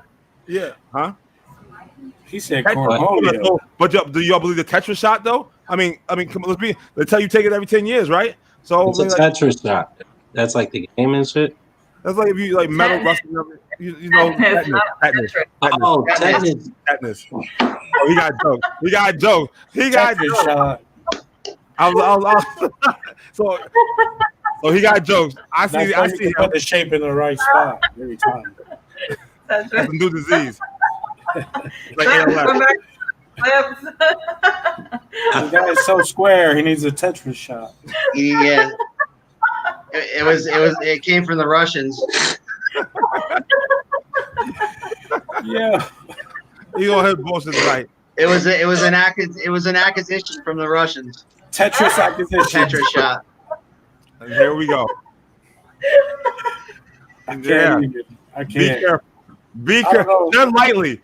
I don't know where y'all get this acquisition shit from. Oh Not true. Not true. Not true. They run out of dead strands. They give the kids the live nozzle shot. Damn. Look it up. Nozzle shot. People think that they know so much about nothing's getting somewhere. Conspiracy theories. I'm sorry, I was just coming through to see what you had to say. Theories are fun, but dumb. But damn. Listen, here's the run of the shit. I had to go to it because if I didn't put it up there, Clips was gonna put it up there. He said Tetris. Walk behind it. We'll let that live there. Oh We'll let that live God. there. We'll let that live there. Y'all good? Y'all good? All right, the next comment. Oh shit. I'm done. He's done. This shit work. Yeah, I was dead ass too. Yeah, my bad. Oh shit! I was like a Tetris shot. You was not dead. The fuck out of here.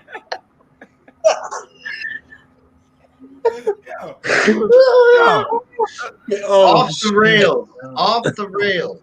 That's how it ends up being here, ladies and gentlemen. I know. That was perfect. That's how it ends up Yeah, being. I love All right, yeah. Word up. Man. We need like who didn't answer the question? You didn't answer the question. He can't. Hold up, I gotta bring it up. Just came back, yo. Yeah. So all right. So here we go. Yeah. All right. So what did you learn? And it's gonna be the trigger. All right. I did learn to one big thing is it was like King Clips was saying, like I got a lot closer to my family. So it was like just the family and us, and we all work together. Me and my dad own a tire shop.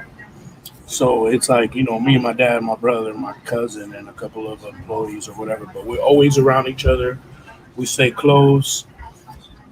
And that's one thing I learned is to stay close with the family. Like my grandfather just passed away from COVID, but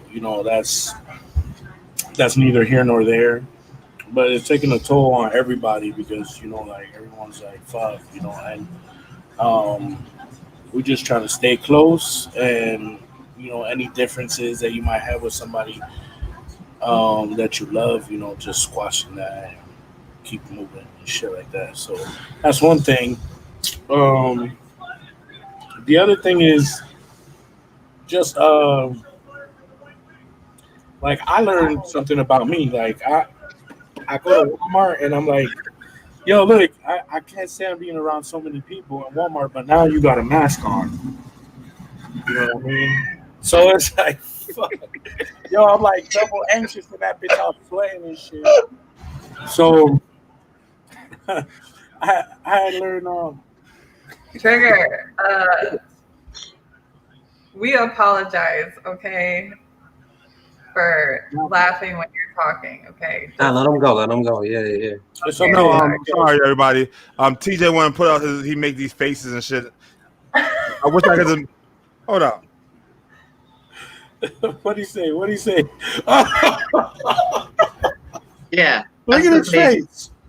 That's the face. Look at his face.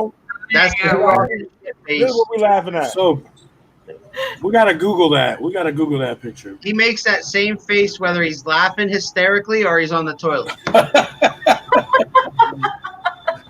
I guess it's a Goonies reference. Yeah, ask him to do. Did you guys ever see him do the truffle shuffle? Oh no. Ask him. No, I Ask haven't. him. Is he gonna do it live? I don't know. Oh, All right. So we have a comment from John. He says, definitely made me realize what's the most important. And I agree with you, man. A lot of things that we take for granted when we're just going about our continuous hustle and bustle was different. It's different now. We definitely do. All right. All right. So also, I got to run into looks like the kid from Bad Santa. Yeah, Wow. Yes. Wow. The kid from Bad Santa. Oh, that's crazy. So I'm sorry about the laughing, man. Continue your thought, man. We apologize. But he Oh wanted to know- man. no, it's fine. It's fine. But like I was saying, my grandfather passed 2 weeks ago, something like that, and Sorry to hear that. so we got together. You know, we just got closer. So that's one big thing, man. And when you were talking about it, I was just like, yes. Like staying around my dad and my mom and my brothers and my sisters and stuff, and just like having the kids get together and everything. I think that's pivotal to just like your life in general, man. So, and then another thing, like Black Earth put me onto this, right? The other day, about like Black Lives Matter, the way he explained it to me, I'm just learning new things from new people and just stepping outside the box and like just going with the flow of life. So like, you know, I ain't taking shit for granted. Right now I got like my AC still off, and like I was grateful because like I called my family lawyer and I was like explaining to him what was going on, and he was like, bro, this is bullshit. I'm gonna handle this shit for you right away. He's like, this is fucking bullshit. So like my lawyer is like all pissed off, and I sicked him on him. So we're gonna see this week how it goes. But it's like stand for something or fall for anything. Because I could be like, okay, I'll wait. It's okay. But like I'm like, nah, man, I put out this money for this spot. You know, I'm gonna do what I gotta do. So I'm probably gonna move out of this bitch. Tell you that shit right now. No, you need to be like, if you want your rent, I want AC. So Oh, it's coming. I usually pay a week in advance. But yeah, same here. But if you ain't doing your job, you better. I'd be paying the share right now. I'd be paying it right now. But nope.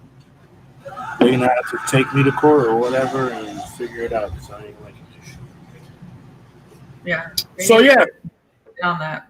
I don't think COVID's a good excuse for not, you know what I'm saying, taking care of your property.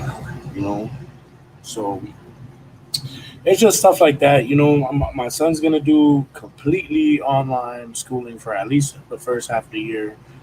I've learned to be a lot more careful with the people that I love, and as far as like where you're going, what you're gonna be doing, are you gonna wear a mask? Are you gonna be safe out there? So if they ain't gonna be safe out there, they're gonna be safe next to me. So that's just how it goes. But I'm just the type of person that always I like to remain teachable and let people tell me how they feel, and I'll take what I want and I'll leave the rest. So like if I agree with certain things, then you change my perspective on it. I'm not like a brick wall. I'll adopt that and make it a part of me. So That's dope that you have the fortitude to actually be able to, have your own opinions, hear different opinions, and then reassess your own. Because that's what being human is all about. That's really that's what growth is be able to take other information and apply it to what you currently know of something or what you're exposed to, and be able to reassess it at a later time also. yeah. So that's dopeness, man. I just want to say that. Who did not answer this question? Erica. Oh, Erica, listen. Y'all laughing so hard, I thought you answered all the questions. So go ahead and make your acquisition. Make your acquisition. Make your Tetris Well, I speech. just want to say, first of all, I did get my tetanus shot, and what have I learned? 3 things. Let me see. So I work in the food industry, and that's one of the main things that got shut down like right away. Because I work for a catering company. Well, I was working for a catering company. I wasn't working at a grocery store because they stayed open, or I wasn't working at a fast food place. You know, it some of those businesses, yeah, like they stayed open, whatever. So that when it first happened, I was like, all right, we'll be shut down for like a week, 2 weeks. You know, I figured we would come back to work in a couple weeks. And then the more and more it went on, and the more news that I watched, I was like, well, damn, like, am I ever gonna come back to work? Or like, so I was chilling. I was like on vacation. I'm like 4 weeks, you know, I got this good vacation. I'm getting it. I can spend more time with my kids, and you know, I'm more involved with their schoolwork and school and stuff like that, which that's one thing that, you know, I learned was being more involved in what my kids are learning at school, or if they needed help with homework and all that stuff. And I was very like, when you're a parent, you're not a teacher, but you are a teacher, but not really. Like, you're not teaching them, you know, what exactly they're learning at school. So it's like I had to learn how to do all of that, and which was a struggle for me. Like, my daughter loved it. My daughter was like, you know, she's always been great at school. She's always, you know, in advanced classes, and she loved all that. But my son, on the other hand, he hates school. He doesn't like it. He doesn't want to do anything. So it was like a constant struggle, like every day, trying to get him to, like, you know, log in and do his work. And it took hours for us to do. And I just picturing how it was last year, the last school year, and then now coming in again to do online schooling but before I wasn't working. So I was at home. I was able to work with him all day on homework. And now it's like I work all day.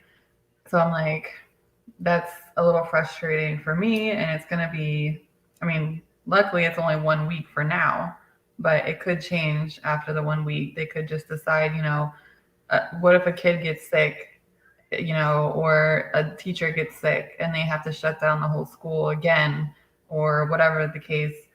But another thing I learned is that I cannot rely on one job or one career field to earn money. And there's like a joke, you know, about people starting their fans only page or whatever, because they're like, oh, I'm out of work. I got to make money somehow. And I was like thinking about it. I'm like, well, if I can't do what I'm used to doing, I need to figure something else out. I can't just I have kids to think about, and I was trying to get my own place, you know, and do all these things. And I was like, well, damn, how am I supposed to make money? So that actually, the whole COVID shit got me out of my comfort zone, out of, you know, just one specific career field. And I expanded. I'm like, well, what else am I good at? You know, what else can I do? I started looking on Craigslist for random jobs. I started delivering health magazines to places during the day, because I was like, well, this is just easy money, easy cash. I get cash daily to do this.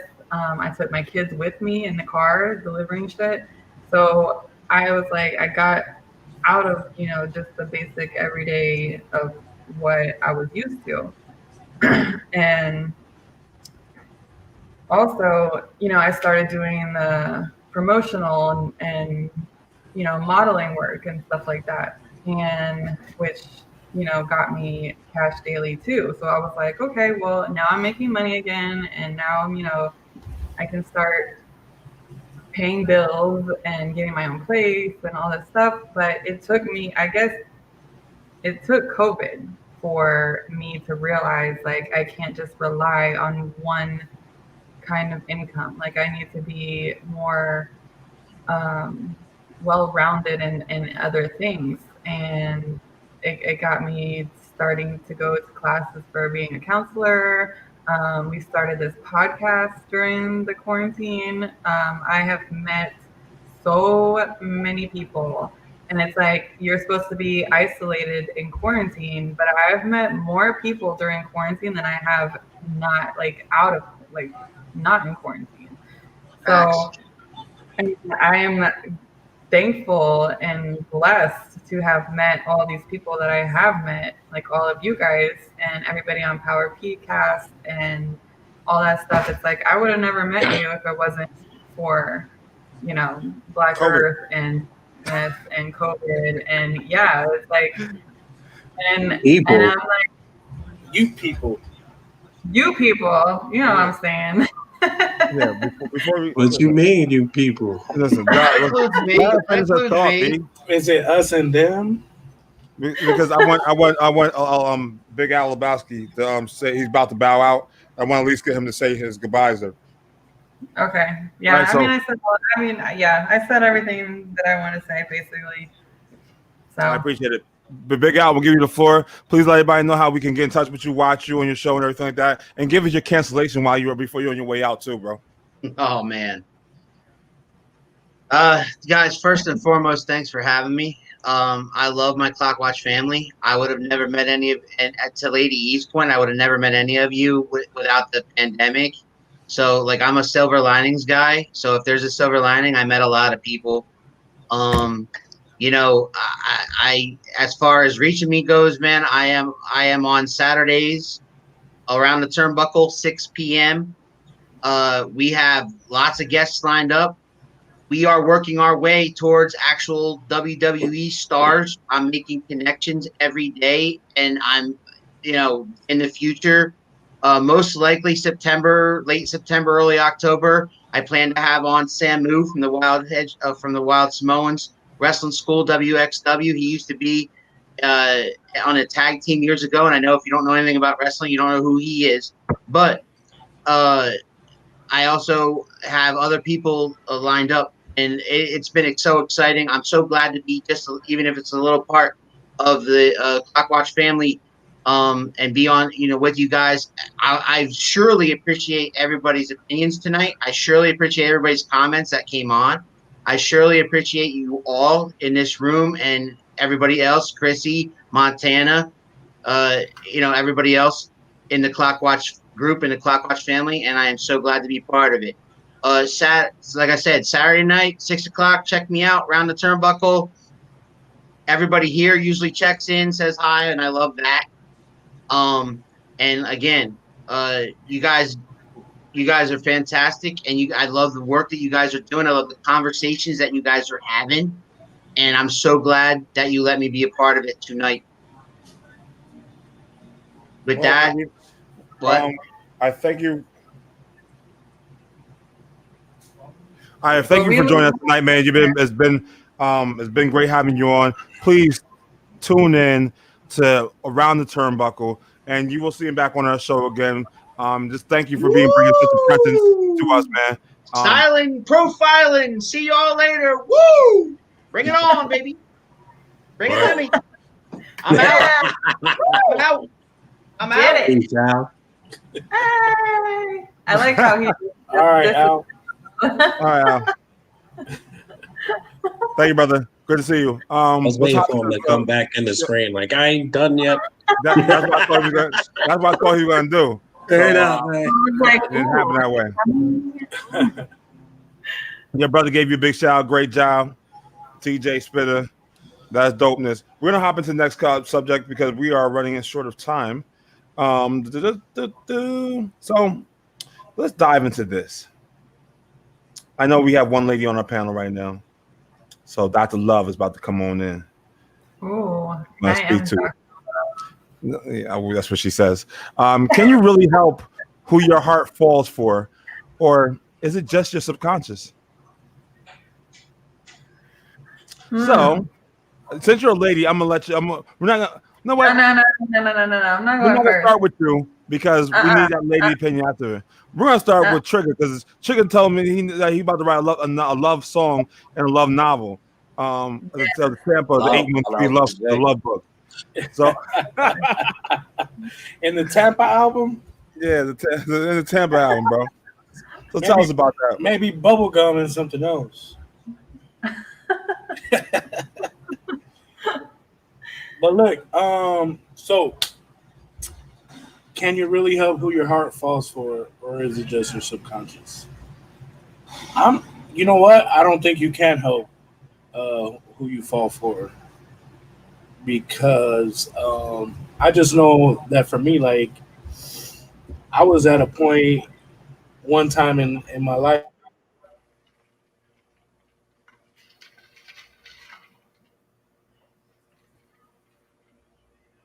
Did he freeze? I think he just. Can you hear me? Oh yeah. Okay. Hold up. Anyway, somebody pass me some Kleenex. I think this might get a little. Man. Levert, come on in, baby. I gotta do the Lady E. Anyways, so I had a bad breakup. I was hanging out with a female, and I was talking about the bad breakup the whole time. So me and her, we became friends, right?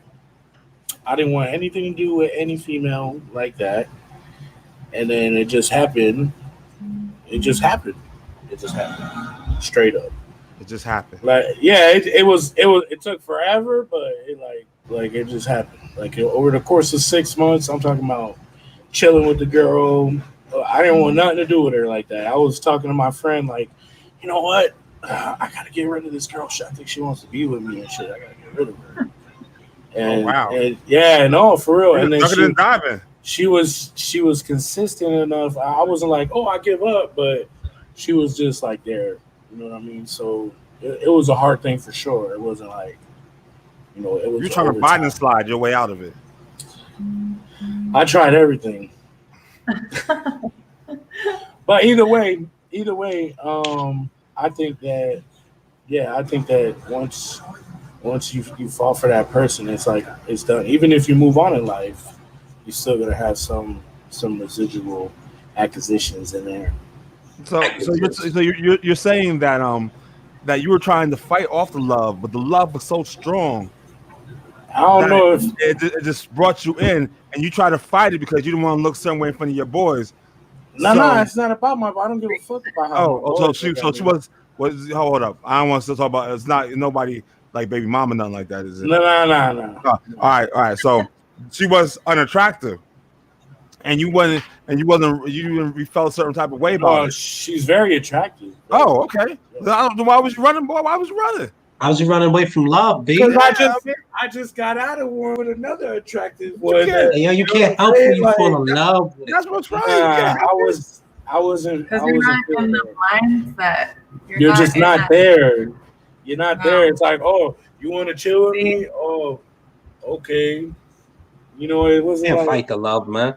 It ain't. No, I mean, I didn't fight it either. But she would be like, I know you have a heart in there. Like, damn, bitch, chill out. But it was, she went for it. So I used to call her a bitch. Huh? What? Then I call her a bitch. Yeah. She's acting like she's being a bitch. bitch. You just said, yo, chill, bitch. So I was like, that's what you read. That's what you. No. All right. That's just me talking shit, but I've done that too, like where I'm like, yo, look, like I'm not trying to be like just use the B word on you right now, but like you're definitely being a bitch right now. Get off me, bitch. Nah, hey, yo, bitch. But I was just like, all right, time for you to go home, But she just stuck around. Damn, I know. Around. How long? How long did she stuck around? She just stuck around for? She stuck around for a little while. And I think some of the viewers might know her. I ain't trying to, you know what I mean? And you acting like, yo, this don't even seem like legitimate love. Like the way you telling the story, I don't see no emotion in it, bro. What's up? I wasn't there. I just wasn't there. And then over time, I was like, damn, man, like she just keeps being nice, and I'm just a dick. Let me chill. You know what I'm saying? And I just went with it, and I fell for it. pretty sure I did. Are you sure? You sound confused now. Did you fall for Yeah, it? you felt hard. You felt I'm hard. not good. It's I'm not not like you confused. worked through some No, things I with the felt story, hard. right? I felt hard. I felt hard. I did. I felt hard for her, and it was that consistency and da da da. Because you know how females be flaky, bro. They be up and down and this and that. So you know, it was no games about it. You know, it was what it was. We had to get our And you touching guys are shots. still together? Are you still together? No, we've been separate since April. Oh wait, it was This is a separate. recent breakup. Yeah. Once COVID Yeah, hit, Oh, so it was at the fresh It's done. scab. it was Yeah. a COVID breakup. yeah, everybody was looking for sex, and you was getting it away. Like, You said you were done with it. you was running I know. away from sex. Everybody was looking for it. No, but that was like 2 years ago, 3 years ago. I was with her for a while. Oh. Yeah, that was like in the beginning. That was like way in the beginning. Yeah. That's so sweet. It is sweet. I like hearing those kind of stories. Well, success stories. I wish you guys would have been still together, but you know, shit happens. You was fronting though. You definitely was this song right here about for real. You was straight fronting. And we'll leave on that note. We'll head back to that later. So clips. I want to hear Lady E's story next. You know, she got a story that she Come wants. on, I don't want to listen to what she got to say. Answer the question. We can pass on. The more quicker you answer, we go. Oh my god. Oh my god. What do we got? Hey, let's get to the comments though, real quick, yo. Real quick. You do whatever you do to answer this question. What up, Ricky? Says, yo, you don't get to choose who you love. And the Big Al Boski says, thanks for having me. Love to you all, Terry's and Acquisitions.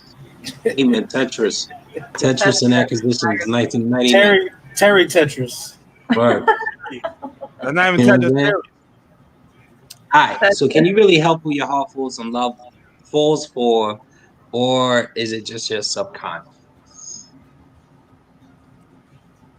I don't think it's subconscious. Are you talking, Black? Right? Is this more from a love at first sight kind of deal? No. No? Okay. No. So this is an over time. Yeah. This is when it's time to break up, you didn't realize you were in love type shit until you feel it's your heart getting heavy. You feel like, oh my God, like I really love this person.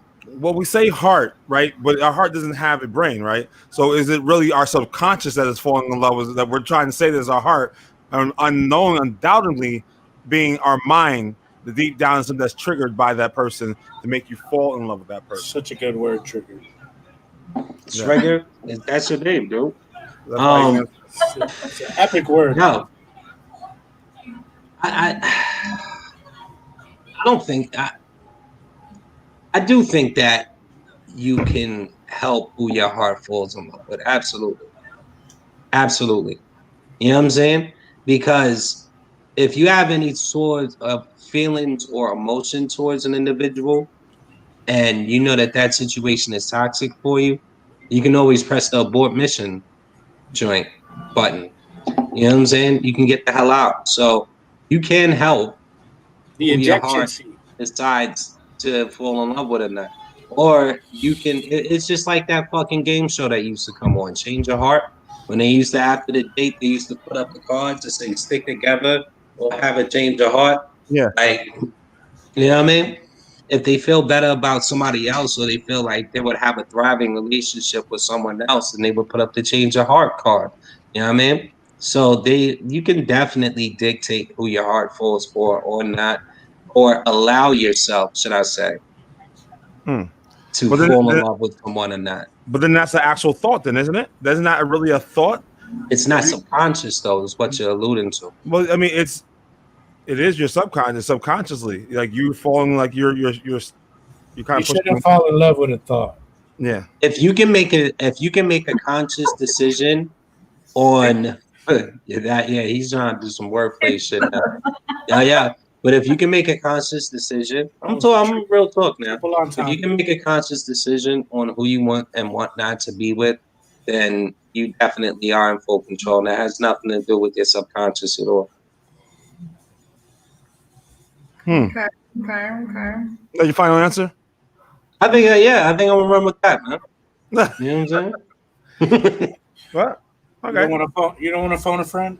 Yeah. Nah, I'm not gonna phone a friend on that one. So I want just a question because I'm not married, so I just want to ask you. Sure, got it. So at what point did you like know that, like, damn, she's the one, and I'm gonna marry her, and you knew that was love? And you want a heart-wrenching story is what he wants. He wants to know what. Let's hear the This guy I wants want to know what fucking love up. is. I want you to love me. That's what we want to know. Check it out. I gotta pay for me to sing. So at first, between my wife and I think we were just like casual friends. Let's just put it like that. We were casual friends. And did I have some lust for her? Absolutely. She had some of the most beautiful eyes I've ever seen. So when I first locked eyes with her, I used to like I think I've said this on a couple of podcasts that when I first saw her, I've always knew that I wanted her. You know what I'm saying? Yeah. I don't think it was on that I want to love her for life kind of level or nothing like that. When that kick in though. I think I was goofy for her. Absolutely. I was definitely goofy for her, you know, and I don't think that was a subconscious decision either, though. I just knew what I wanted and she was it. And so after that, you know how guys do. After that, we turn into dickheads, right? Yeah. So I put her through a lot of bullshit. I ain't gonna hold you. I put her through a whole bunch of bullshit. She stuck with me. Was one that day, huh? I'm sorry to interrupt, but was that the reason you put her through the bullshit because you wanted to see if she was gonna stick around with it? No, I just honestly did not. I've gone through at that point so many years of being in different relationships, whether they were casual or serious, that I had a set way to go into things without considering the female at all. You know what I'm saying? True textbook dickhead. I didn't know how to treat women. And so there was a lot of things. I'm not even gonna say like I watch how I pay. I'm on a panel with women all the time, and I'm still learning different things as well. So I'm not gonna say like I 100% understand women even right now. Even like in my relationship, and I've been with my wife for like 10 years, 11 years, going on 5 married. You know. So I'm not gonna sit here and say, "Hey, listen, I got the key or I got the answers." I don't. I fuck up all the time, you know, and it's casual shit that I don't even think I'm wrong, you know. That's like she's not cool with, you know, and we come to a compromise on a lot of situations. And I can honestly say though, I've grown and matured a lot over the years, and that beginning was rough. That was a really rough patch for her. You know what I'm saying? And once it dawns on you, though, like, wow, this girl is gonna be here forever. Like, she's not going anywhere. Once you realize you got the one, I think that's when you're ready to do just about anything for them. And that's like that ride or die shit I be talking about. You know what I'm saying? The ones that back your shit up 110%, even though sometimes you know you could be wrong. And there's situations where I think she's wrong, and I'll let her know, but she's the only motherfucker I'm gonna let know that. Everybody else, I'm like, nah, fuck that. You know what I'm saying? Like, yeah, I'm backing her up. Sorry. You know, on the low, though, I'll be like, yeah, that's probably handled that a different way. But that's what it's about, man. It's that want to give that person everything you are. You know what I mean? And it can only be, I think when it gets to that level, it's earned. It's not subconscious. It's just like earned. It's something that you know this person is in your corner. You know what I mean? You know this person is just going to stick with you to the day you die. So what the fuck are you doing?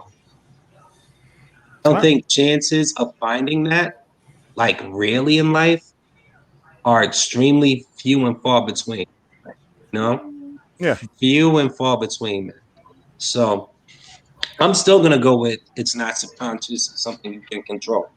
Absolutely. Like we're talking about love here. We're not talking about just fucking some chick you're lusting at. You know what I mean?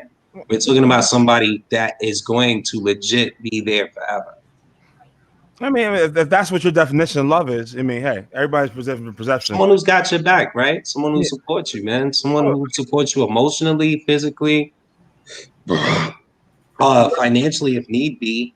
Like if you a bum ass nigga financially, you know what I'm saying? But that's just basically, well, it's like the same language as a love thing, man. Everybody's different receiving. So here's the fuckery that's starting in our chat over here. If you haven't seen it, we got Tetris going up there. My game up there. So nah, I ain't even check it yet. Y'all have me doing the soliloquy on love, yeah. Game up there. Thank you, Crystal Martinez, my homegirl. Thanks for playing along. So we're gonna go we're gonna go over to Lady E, and we're gonna get your thoughts on this comment. All right.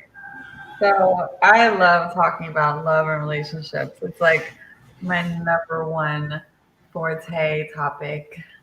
But okay, so can you really help who your heart falls for? I'm gonna say no.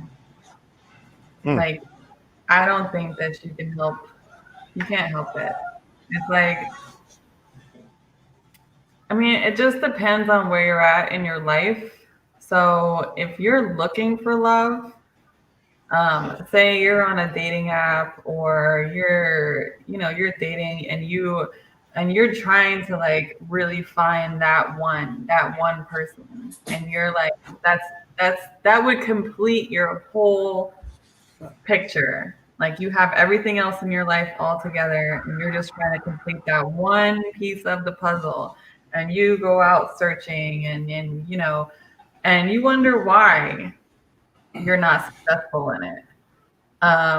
And you wonder why you keep meeting losers and assholes, and you're like, you get frustrated and you're like, oh, there's no good men out here, or there's no good women out here. It's because you're looking. Like once you stop looking, that's when it happens. That's when you're like, you have friends, that are in your life, or you have people in your life from your past, and you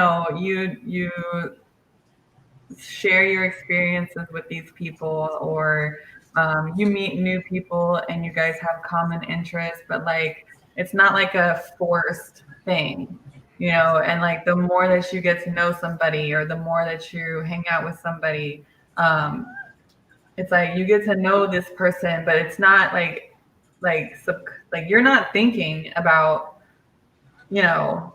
that maybe I could be with this person one day, or you're not thinking about, oh, this is a good, like if say me and Trigger met and him and I became good friends, or me and Black okay, we've known each other for a long time and we've been friends for a long time, and the more we talk, the more we're friends.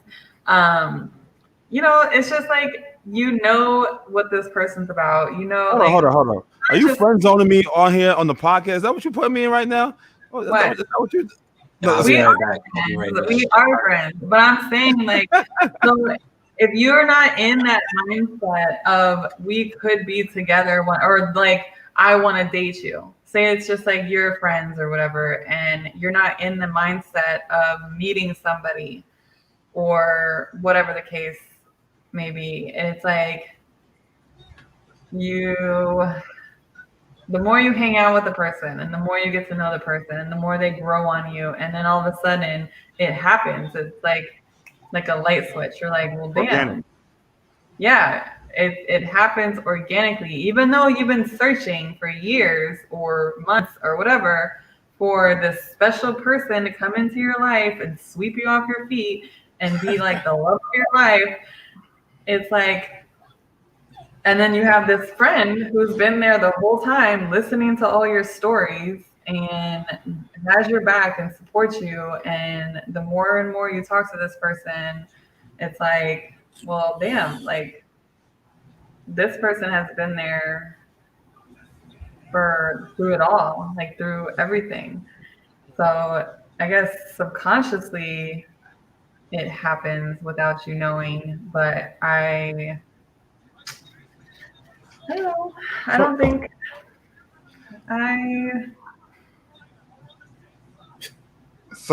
yeah. I'm sorry. I was trying to bring Cliff back, and he brought himself back. Okay. So I don't think that you can't help it. It happens. It happens. It's a subconscious thing, not your heart. No, because if you're not in the mindset of meeting somebody, you're not going to allow your heart to be in it. All right. So here's the thing. The subconscious is a part of the mind which one is not fully aware, but which influences one's actions and feelings. It's the subconscious. When you're not choosing, your heart doesn't have a mind. We say it's in our heart, but we're allowing ourselves to be open to receive it. Like if you meet somebody you're not having put up no walls or anything, and you're not blocking it, then you first start to subconsciously fall in love with someone. Before it becomes anything else, and that you don't have to think about it. Because when you're thinking about it, then you're thinking about all the things that you don't like about the person. Or here's the thing: you've ever been in a situation when you're with someone and you know that they're not right for you, and they doing all the shit that you don't really agree with, but somehow you fall in love with that person, and you know this person ain't right. Your mentals know this person like, oh, this dude's a fuck up, but you still gave that. You still let that wave of communication open for your heart to fall. Not your heart, subconscious to fall in love with it. Right. Because the heart is just an organ. Like, does this shit think? I mean, it's not thinking. No, I just think that you have your walls up when you're meeting people, and you're like, you want to give your heart to people, but you have walls up, and you're. Like if you're dating, you're out there dating, but you still have these walls up and you're not actually open to love. And if you say you've known like a friend for years, or you talk to a friend and you don't have these kind of walls up with that person. You don't have walls up with somebody who you're just, talking to, or you're just, friends with, and then all of a sudden you realize like, well, this person has always been there for me and always supported me, and you're like, well, damn, like I didn't even see this coming. Like I didn't see me having a relationship with this person who I've never even had a wall up to begin with this person, and it just happens. And so subconsciously, like you don't think about it, you don't know about it until it's like, bam, like it happens. Yeah, so that's basically what we're talking about. Shout out to Al, who was just on. Email my show, Around the Turnbuckle at gmail.com. Clockwatch presents Around the Turnbuckles. It's Saturday's new time, everyone, for Around the Turnbuckle at 6 p.m. 6 p.m. We're not the only people in the world who goes through ups and downs. Moving along, because we're what is the state of hip hop or music? Who is the future? Did you answer the last question, Black? I did not. Thank you for being so aware. I appreciate that you were being. But it's not about me. I'm not important. I'm unimportant. It's about your thoughts and your prayers.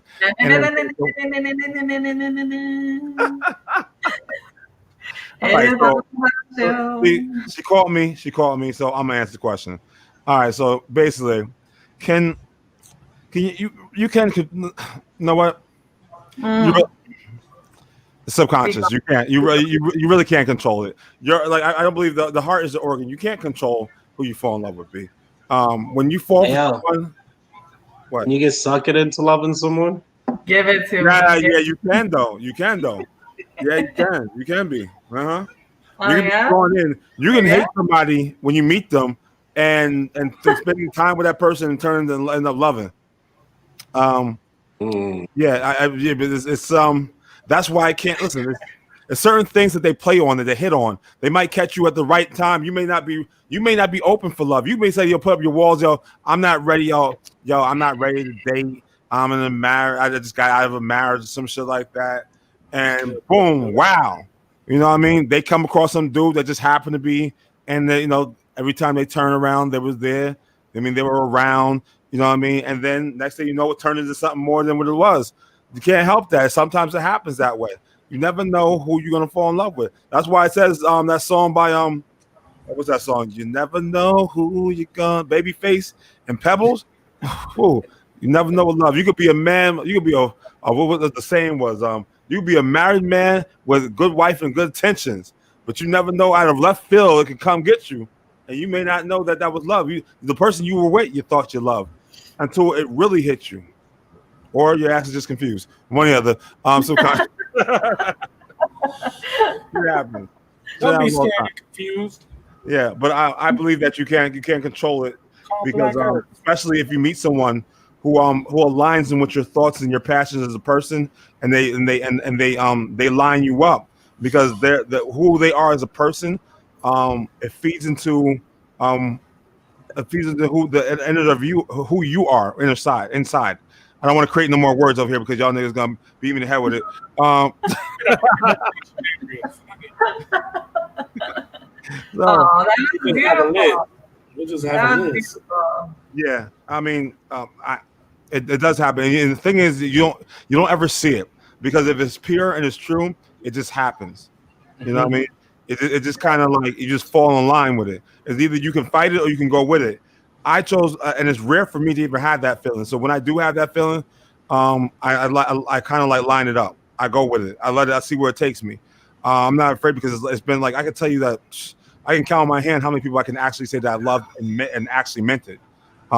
Because I was a dude that I know what y'all ladies like because y'all use your heart. You believe in that heart shit, and instead of using your mind. And I'll be like, yo, I love you. You know what I mean, baby? We could do some things. We could build something. And that word was never meant anything to me. The word was dry. Until when I do mean it. And when I mean it, I express to the people and let them know that, listen, I mean, go ahead. What you got to say, Clip? I got 2 questions for you. Yeah. When you tell a female that you love her, do you make the Black Lavender voice? Well, the Lavender Suge Knight voice? Here's the thing. If I mean it, no. Mean it, no? Yeah, if I mean it, no.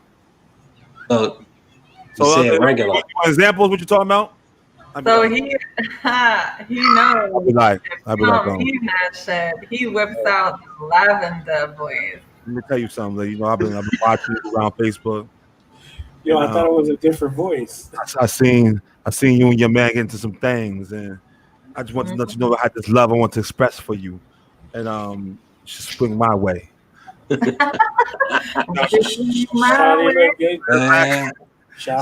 look good to me. Exactly. Because here I preface, if I mean it, I'm prefacing it. I'm telling you all about. Listen, this is what it is. This is how I feel. You don't have to tell me it back because it's not about you telling me back or me needing to hear it back. If I'm at the point I'm expressing how I feel towards you, whether you mean it or not. Now the next thing I had to ask was, or not, what you're saying is, and be careful, what you're saying is you're not a sucker for love.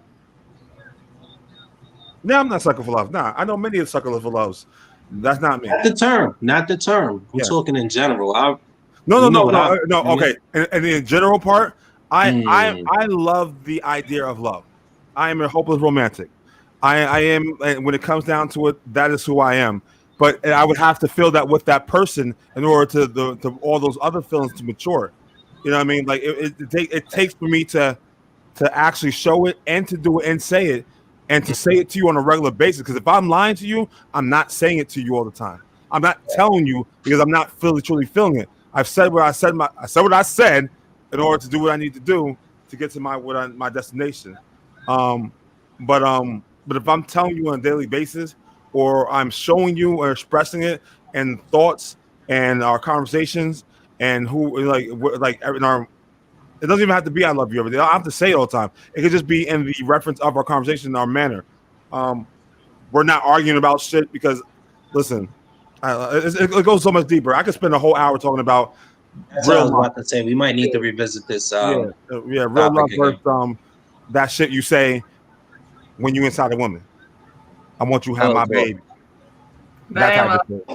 Hey, yo, this- That was Nah, I was about to that, get creepy. Let me tell you, God. It's oh God. yeah. All right, so yeah, definitely. So let's move on to the next subject. Did I answer the question enough for you? I mean, Lady E, did you understand my answer? I do. And thank you for talking about it because I know it's a touchy subject for you. A touchy subject. It is. We'll have to revisit that as you guys after the show.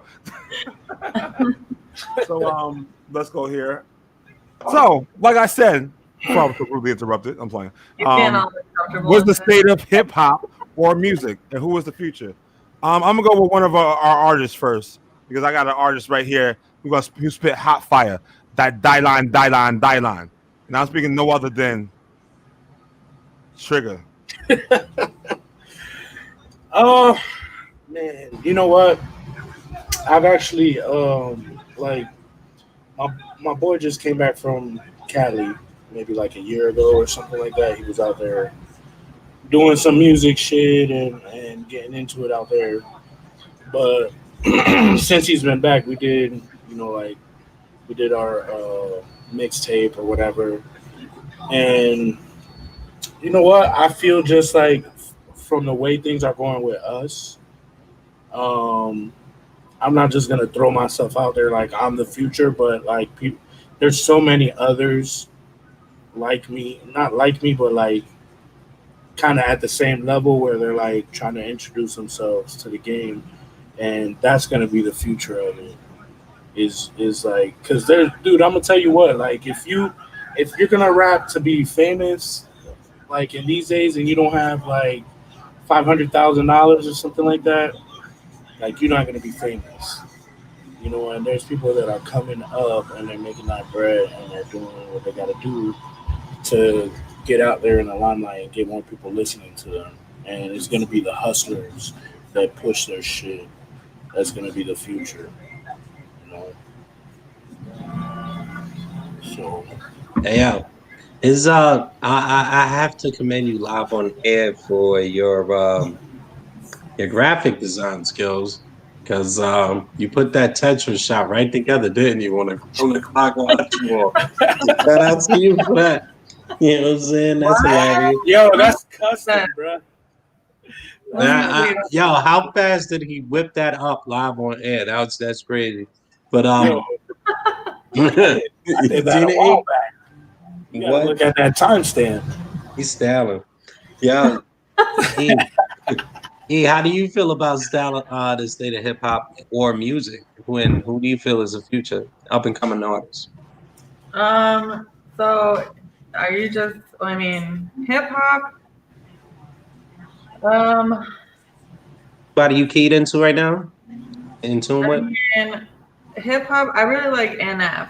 I don't know if you guys have heard of NF, but I like musicians talk about real shit and tell a story in their songs. I don't like just, talking about, gangster shit or money or hoes or bitches, like street shit. I mean, yeah, it could be real what they're but I wanna know what you're going through. I wanna know the things that like you went through to bring you up to this point, or certain relationships that you've had with other people and you make a song out of it, and that's the kind of music that I would follow and I would be down for. And NF is a very, very good artist and does that. Just like, I feel like maybe he's not quite as like Eminem, because Eminem did a whole bunch of different things with that hip hop. He did a lot of goofy shit and a lot of things that were like, aggressive and everything that happened with him. But then I think NS actually speaks from his heart and from his experiences. I really like that. And so for hip hop, I say him. But the way the other hip hop is going nowadays, I don't think like.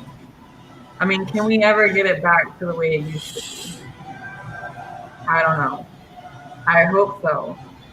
Because this trap music shit or whatever that they have nowadays, it's like, is that the new rap or is that the new hip hop? Um, like I want to bring back the '90s the hip hop, '90s. I want all that shit to come back because that was like what I grew up with, and that's like, that there was love in that. There was like real life shit in that. But nowadays, I think there's more like indie, alternative, like pop music that is more popular these days, especially with like the younger crowds. I mean, if I listen to hip hop, it's gonna be back in the day. I don't turn on the radio to listen to all the shit they're playing. I listen to like my Pandora station and my Spotify stations that are like older stuff. So I haven't really heard anything like worth following, I mean, I love Cardi B. I love all the females who are doing their shit. But I feel like there should be more. Like they're lacking something. Like it's lacking something that the '90s hip hop female artists had that they don't have. But I know times are changing. Times are definitely changing, and I guess we have to like adjust to the times and keep up with the times because we're getting older and music is changing. But yeah, I don't know. That's how I feel. Got it. That's what's up. Yo, Black, you want to take this or you want me to go in? Hey, you are you muted? Yeah, he's muted. Yo. I am muted. I apologize. So hip hop wise, man, I'm not really checking for nobody new to be honest with you. I ain't gonna lie. I fucks with Davies, but until I haven't heard the new joint yet. Until I hear that and that's trash, I can't really fuck with him. Like it's just so fickle right now in the game. It's just crazy. I still listen to my Black Earth. I mean, that's me. And I mean Black Thought about to do something together. Hopefully, I'm lying. Black Thought's my dude. That's what I listen to. I listen to old school hip hop. That's where my head's at. I like lyricists. I love lyricists. I love spit. I love the boom bap. Boom bap is where it's at for me. I gotta hear that. And even conscious rap. There's not even a market for conscious rap anymore. The conscious as they are right now, you would say is Kendrick, whatever his name is. I don't even follow his ass either. Kendrick Lamar. Yeah, Kendrick Lamar. I'm not a fan. I mean, when he first album dropped, I was cool. Maybe that was the second album. The shit with the car and shit like that. Swimming pool. I was feeling that. That was my thing. But then as he went on, he seems to be like the newer Andre 3000 on some other drug, on some futuristic drug. You know what I mean? Because Andre was out there, but I got what he said. You know what I mean? Right. It made sense. But like it's like this whole dude was like like I don't know. Maybe it's me. I just can't get it. Maybe I'm just old. Maybe that's just what it is, bro. On the R&B side, like other music side, I'm a big fan of like I hear what you're saying, Lady, because I love to feel that pain. I like to hear that in your music. I gotta hear that passion in your music, the performance, stuff like that. But when it comes to like artists that are like pop singing that I'm looking at, I'm an Alan Stone fan. If you're not aware of Alan Stone's from Washington State. He has the voice of like Stevie Wonder and somebody else mixed. His amazing voice, but he looks like the dude from Mass that what's that Barbara? That Barbara says the Cher movie. Oh, Mass. Yeah. He looks like the dude from the Cher movie. But the man's voice is amazing. And that's hilarious. And then I fuck with a lot of British singers like Daily. Daily's dope. I went to a couple shows. That dude not miss. He doesn't miss not one note, not one. Sings everything, man. Just like the album, sounds better in person. Jacob, there's so many I can just name and list. Music. I'm a true music instrument. I love to hear you sing over instrument. The concussions. Like, oh, listen, it comes down to me. I love the song building. That's just how it is for me. So I don't have no future when it comes to hip hop because I think hip hop is dead. That's basically how I feel. Clip. You eating popcorn? Is that what that is, bro? Oh, I thought you about to eat your popcorn and shit. There's nuts in his mouth. He has the nuts in his mouth. Oh, Yeah, just so funny. you on the clock? You guys. Yo, Chuck. I'm So, just jealous. I don't think hip hop is dead at all. Actually, I just listened to Davies over the weekend. Karma 3 is off the fucking chain. That was fire. I also listened to Nas King's Disease over the weekend, and that was fire, unexpected fire. I said, "Yo, what the fuck?" What I like now about hip hop is that it's evolved to the point where younger dudes can do younger dudes, right? Like before, it was either one style was hitting and that's it. Like if you wasn't talking about gangster rap back in the day, you was corny. Hence the fall of groups like Kid and Play, Salt and Pepper. And if you wasn't doing this, you was, if you wasn't doing trap music, the lyricists couldn't survive in that era. You know what I'm saying? Yeah. And I feel like now it's evolving to the point where you have these older artists that's putting out great albums like your Jay-Z's and your Nas's and Black Thoughts. And even Common can drop a banger right now if he wanted to. Shit, I just heard Black Star actually putting a new joint together, which I feel is dope. The world needs that. And the fact that we can listen to it in our 40s and still relate, and they're not talking about the shit that they used to talk about in the 90s. They're talking about relatable shit that they're going through as grown-ups. And I think that that's like crazy fire to me. I don't know, man. I love it. I like Davies, like I said, Nas. I also like Griselda. The Griselda boys are killing them right now. GXFR. Of course, Freddie Gibbs as well. I like his style. He's very different. Like, he can either hit you with some lyrics or he can sing to you.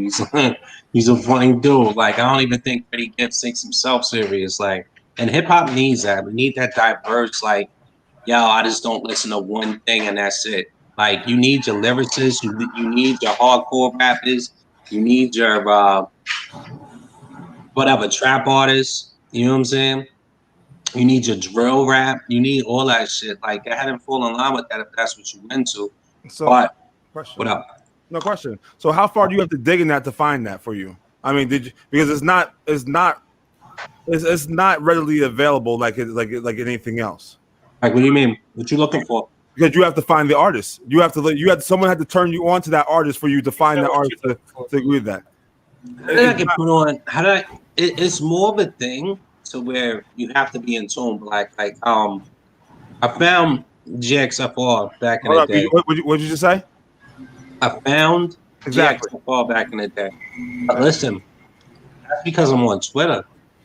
This is what I mean. Like when I say you gotta be in tune. Yeah. The kids are on Twitter.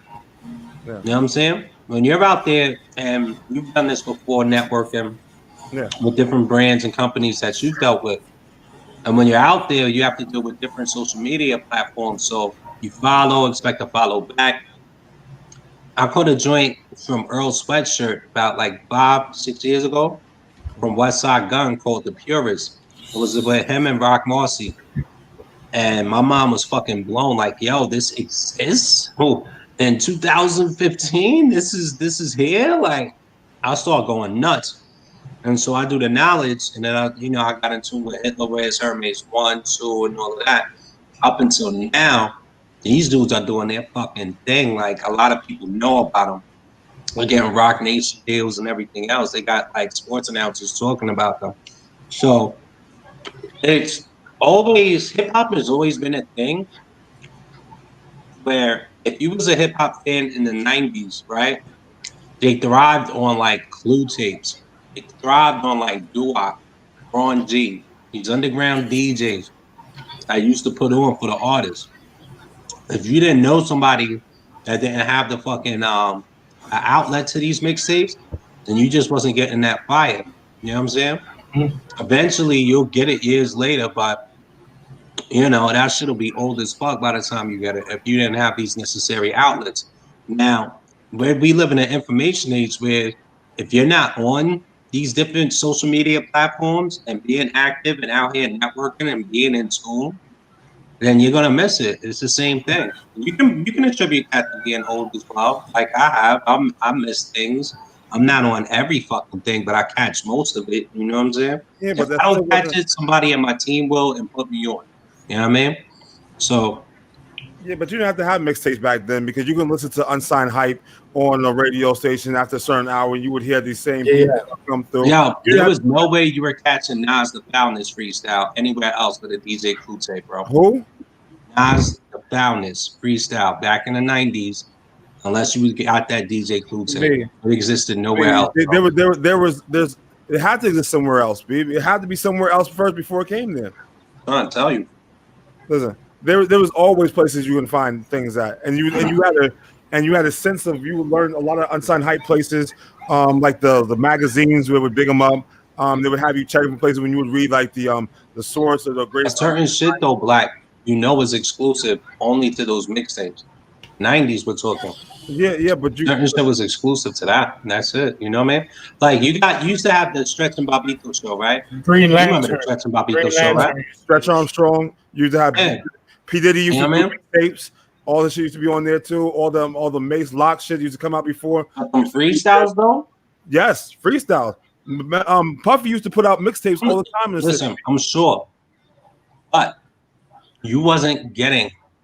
I was. Do me a favor and search these particular. I'll put you on a few of them. Yeah. You wasn't getting certain shit unless you was in tune with that nigga selling the mixtape. Listen. All right. So there used to be a store in the Bronx that sold all mixtapes, Mhm. every mixtape. No right doubt. And you can get all the Fordham Avenue, and Yep. and then the bootleggers be on the block selling the They same. used to have the doo-wop SNS tapes, all that. That's all that. Yeah, that's what I'm saying. Strong. I'm just You know strong. what I mean? Yeah. So I mean, it was all at ready hand. You can go up there and pick up a couple tapes and find what you're looking for them damn thing. It was easier to find then than now is what I was basically roughing about what I'm saying. So it was out of your hand. Now you just laid down the law. You gotta go to Twitter. You gotta go to this. You gotta follow. You had to do that then. You could just go there, grab a couple of tape, or your man be like, "Yo, get black tape number 36. Yo, make sure da da da da da." And then you go up to Fordham Avenue, and they have a bunch of the shit over there. You always had connects. You always been in New York. You know you can find it. But see, it was easier, but then it was like the dynamic, right? I get exactly what you're saying. I mean, as far as like you go into the record store and you getting those mixtapes, you know what I mean? Yeah. Because niggas like me and you had access to that shit. I used to be out in that wild all the time, like, all right, what you know? You know what I'm saying? Yeah. But the average dude out here, we bring that shit to them. They like, oh, what the fuck, mind blown, because they not getting that. How that used to Now, go? You learn. now, check this out. And you was a fucking man. You remember them days? Like you come back with the fresh new doo-wop or whatever. You know what I mean? Yeah. Killing them out here. Now, how it's harder for us to catch up to new shit because say you don't follow Benny the Butcher on Twitter, so you're not gonna catch his shit, right? I won't. But here's how it's easier for them because people, couple 100,000 people who do fuck with them are following them on social media. Therefore, when they get it, it's instant. You know what I'm saying? And they're selling to a larger market now. That's why it's easier for them, harder for us. You feel me? There's a wild dynamic with it. I have a question for both of you. You and Trigger. Did you sell more albums hand to hand or versus on your website? Hand to hand. Hand to hand. Now this Tampa album is gonna be way different because it just has way more eyes on it. But But how are you pushing it? Or did you attach it to we call it iTunes? Well, iTunes is going away, so I mean Apple, whatever it's called. It's gonna be on Apple Music, everything. It's gonna be on Spotify. I got all the distributions. So you got your rollout plan there. yeah. I just feel that all I'm saying is that back in the day, if word of mouth is the best thing you could ever hear, yo, you got that new da. Nah, you're right, bro. I'm gonna tell you. You absolutely right. I'm not saying you're wrong at all. I'm just saying the fact that we're not in tune with these social media outlets today, we might get the business later. You know what I'm saying? I'm gonna tell you this, right? We did the Tampalina Corona mixer to spearhead the Tampa album, right? And if you haven't heard it yet, do yourself a favor and get me in your top list of artists, because like listen to it. It's like half an hour or less. Listen to it. It's 8 tracks. We'll let you plug before we get out of here, but I just want to make this last point about this before we bounce to the next subject. So this is a group that I fell in love when I heard this nigga spit. Blue and Exile, like the dude wordplay and all and he's also conscious as a motherfucker. Like he's like the dude is nasty. If you never heard of Blue and Exile, I'll send you the link later. The dude, and he came out a long time ago, but I caught with it later because I wasn't fucking. He's from the West Coast, and he flowed like he's from the East Coast. Yeah, man. So he's and that shit sucks, right? Yeah. When you get late put on to some shit. I wrote that. He came out 2010. I was pumping that shit in 2016. And he's still coming up with albums, but the gold shit was the gold. Yeah, you missed that whole wave. Yeah. All right. So we're gonna hop into our cancel section, y'all, because we're running more than I want to run over, but hey, it'd be like that sometimes. Right. So cancellation, lady, you've been quiet so long. Everybody want to hear from you. Who you canceling tonight? I want to cancel Hillsborough County School District. Hot take. Only because it's just it's a fucking mess. Like, I don't understand what the first week of e-learning is going to do versus them starting. Like, what is the point? What's the point of them doing 1 week? Like, is that going to make any difference to anything that we're trying to do? Like, we had from March till now to figure this shit out, and you asked everybody's opinions, and we all gave you our opinions, and then all of a sudden you were like, oh, well, only the first week we're gonna do this. Like, it just makes no sense to me.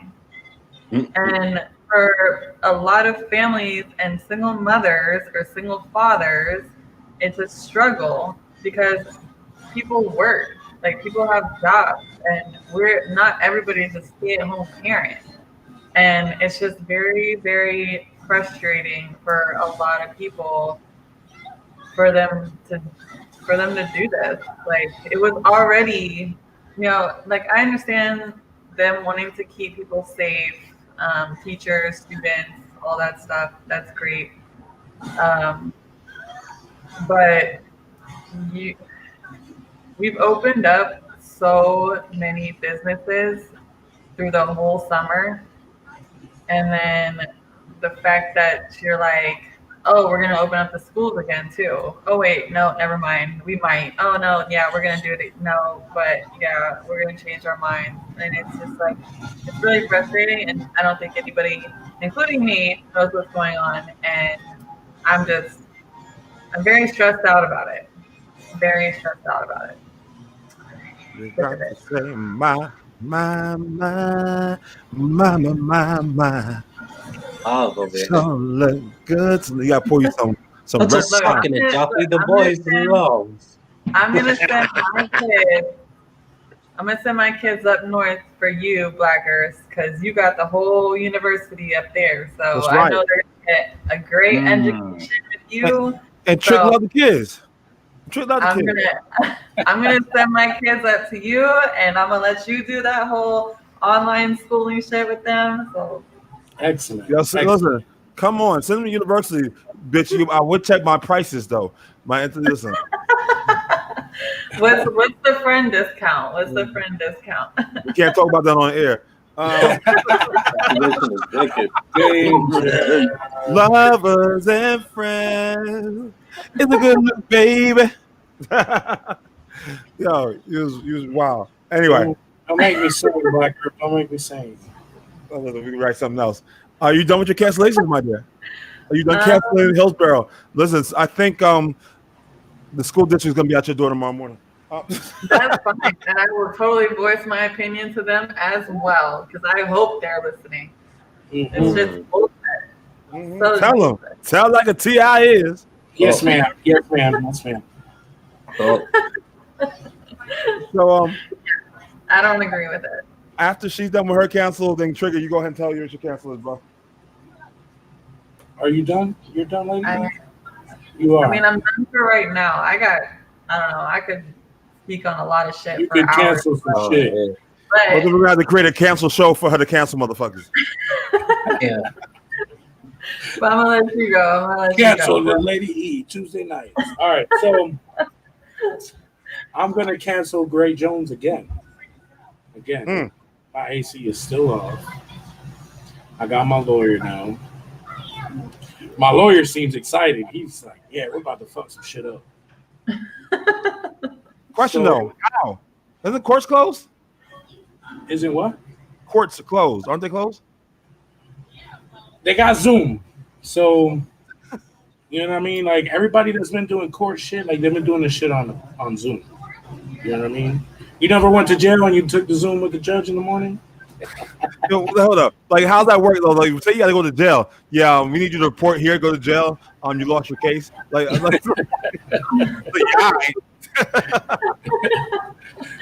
about to exit this bitch. That's what's gonna happen. No, but seriously, man, I've never dealt with no shit like this before. I had a lazy landlord before, but it wasn't this fucking lazy. I'll tell you that. How do you survive in Tampa with no AC, brother? I know. I got a portable AC. I would be dying. A good friend of mine that does AC, he was like, "Yo, look, I'll hold you down with the AC because they got to replace that whole shit, and it's anywhere between 3 to 10 stacks." I'm not even gonna fuck with this shit, bro. Every time something breaks in your apartment, you're gonna wait weeks and weeks and weeks. Nah, I was listening. Yeah. Great Jones, you are canceled, and you know what? They manage properties all over the U.S. So you should next time grab a card and put it up here so we can cancel that ass for real. Facts. Just cancel the shit. Cancel it. And then we go to the Bad Business Bureau and actually fill out paperwork and let them know. They got a 2.3 rating. That's right. Yeah, what? They need a 1.0.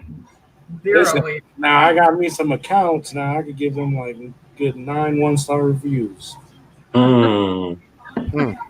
That's crazy. I'm gonna give a bad review too, just for you.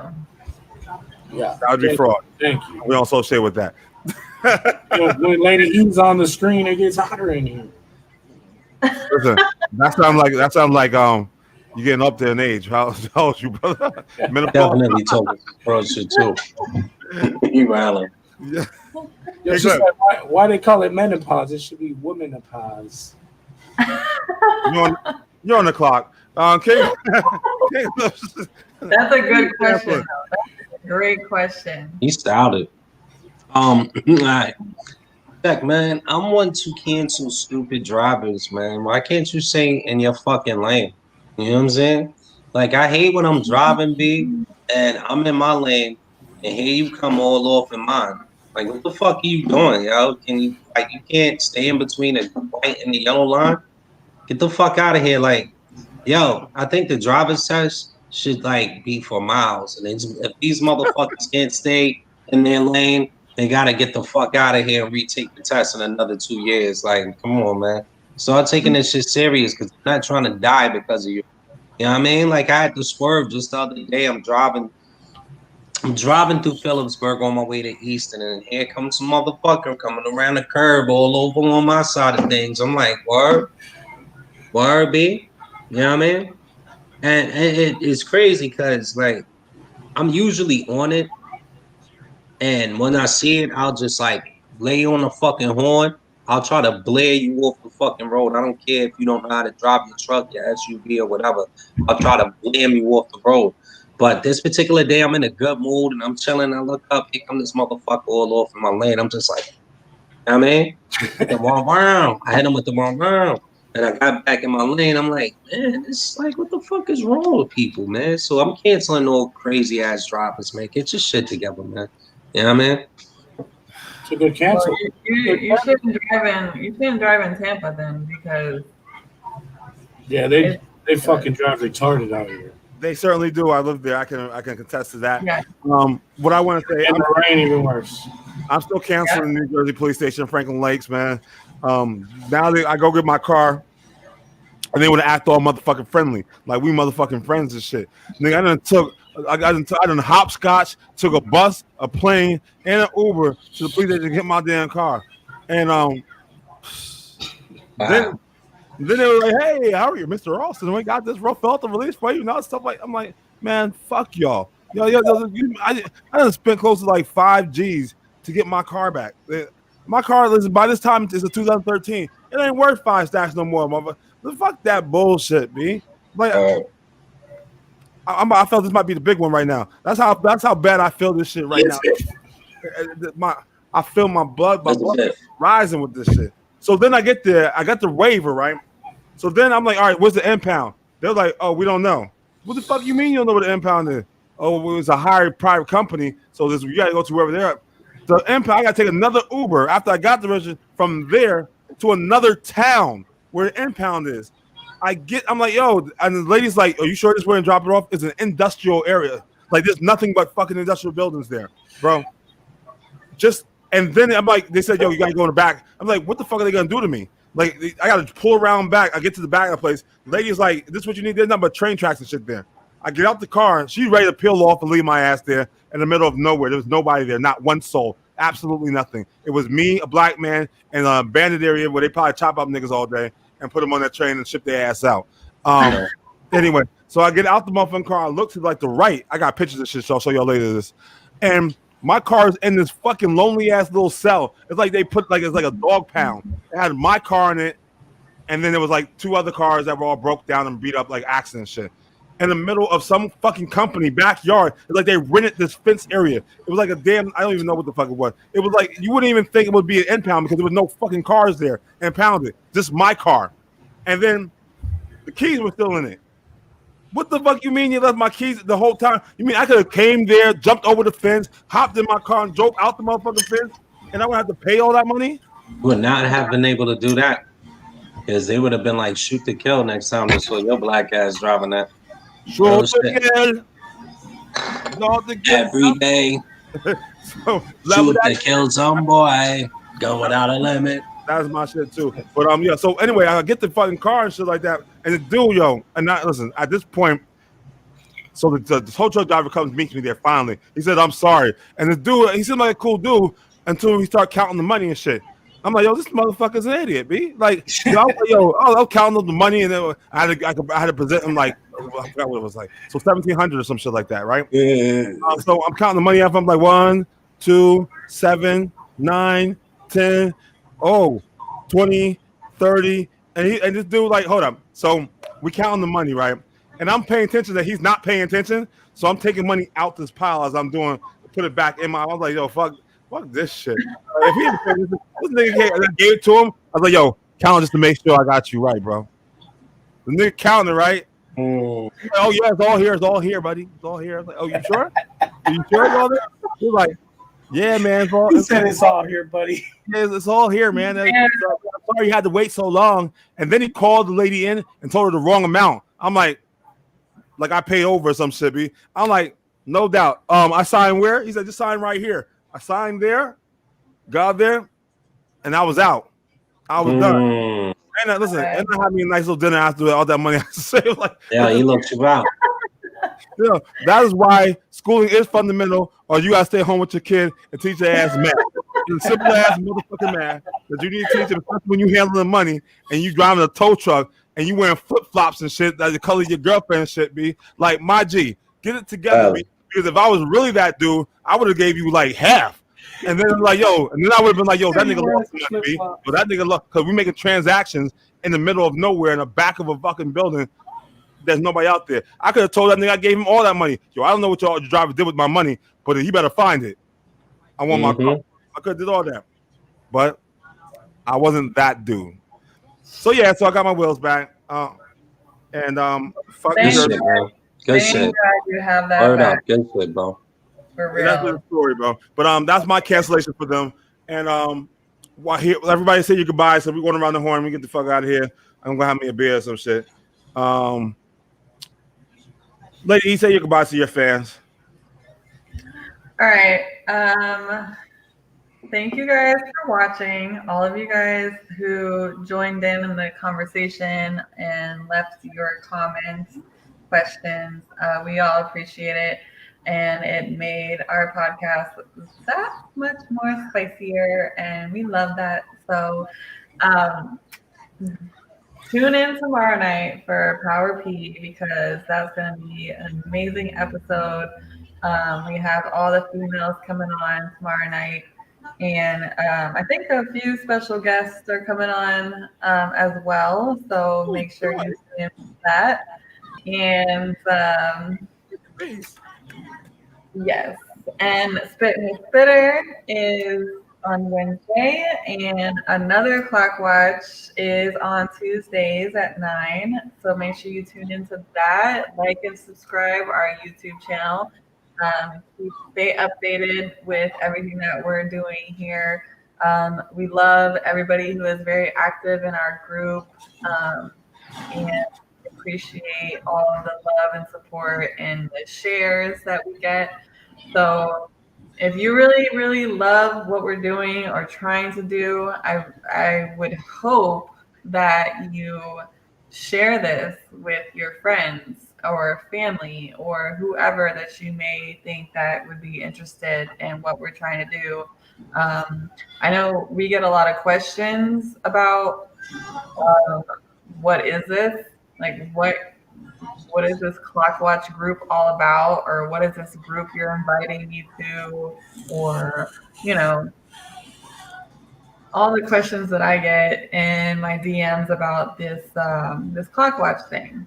Well, I suggest that you check it out, scroll, comment, read all the comments, the post that you see. Figure out is this group for you? Is it not for you? And it's okay if it's not for you, but I suggest that you do that because you might learn a few things. You might actually want to get involved in the stuff that we're doing. So don't just shut us out or cancel us right away because we're growing. We are a family and we're growing. So I hope that everybody else can realize that and recognize that and come over here with an open heart and an open mind and learn a few things. So that is my goodbye. And I hope you guys stay tuned for the next episode because it's going to be good. So all right. I'm sorry to interrupt you quick. Cheryl Reed Posey, love the picture. How you doing? Trigger, she wanted to let you know that you should look up implied warranty of Hability regarding problems with your apartment. I will. You want to write that down? You got that? My warranty and habitability. My lawyer got it.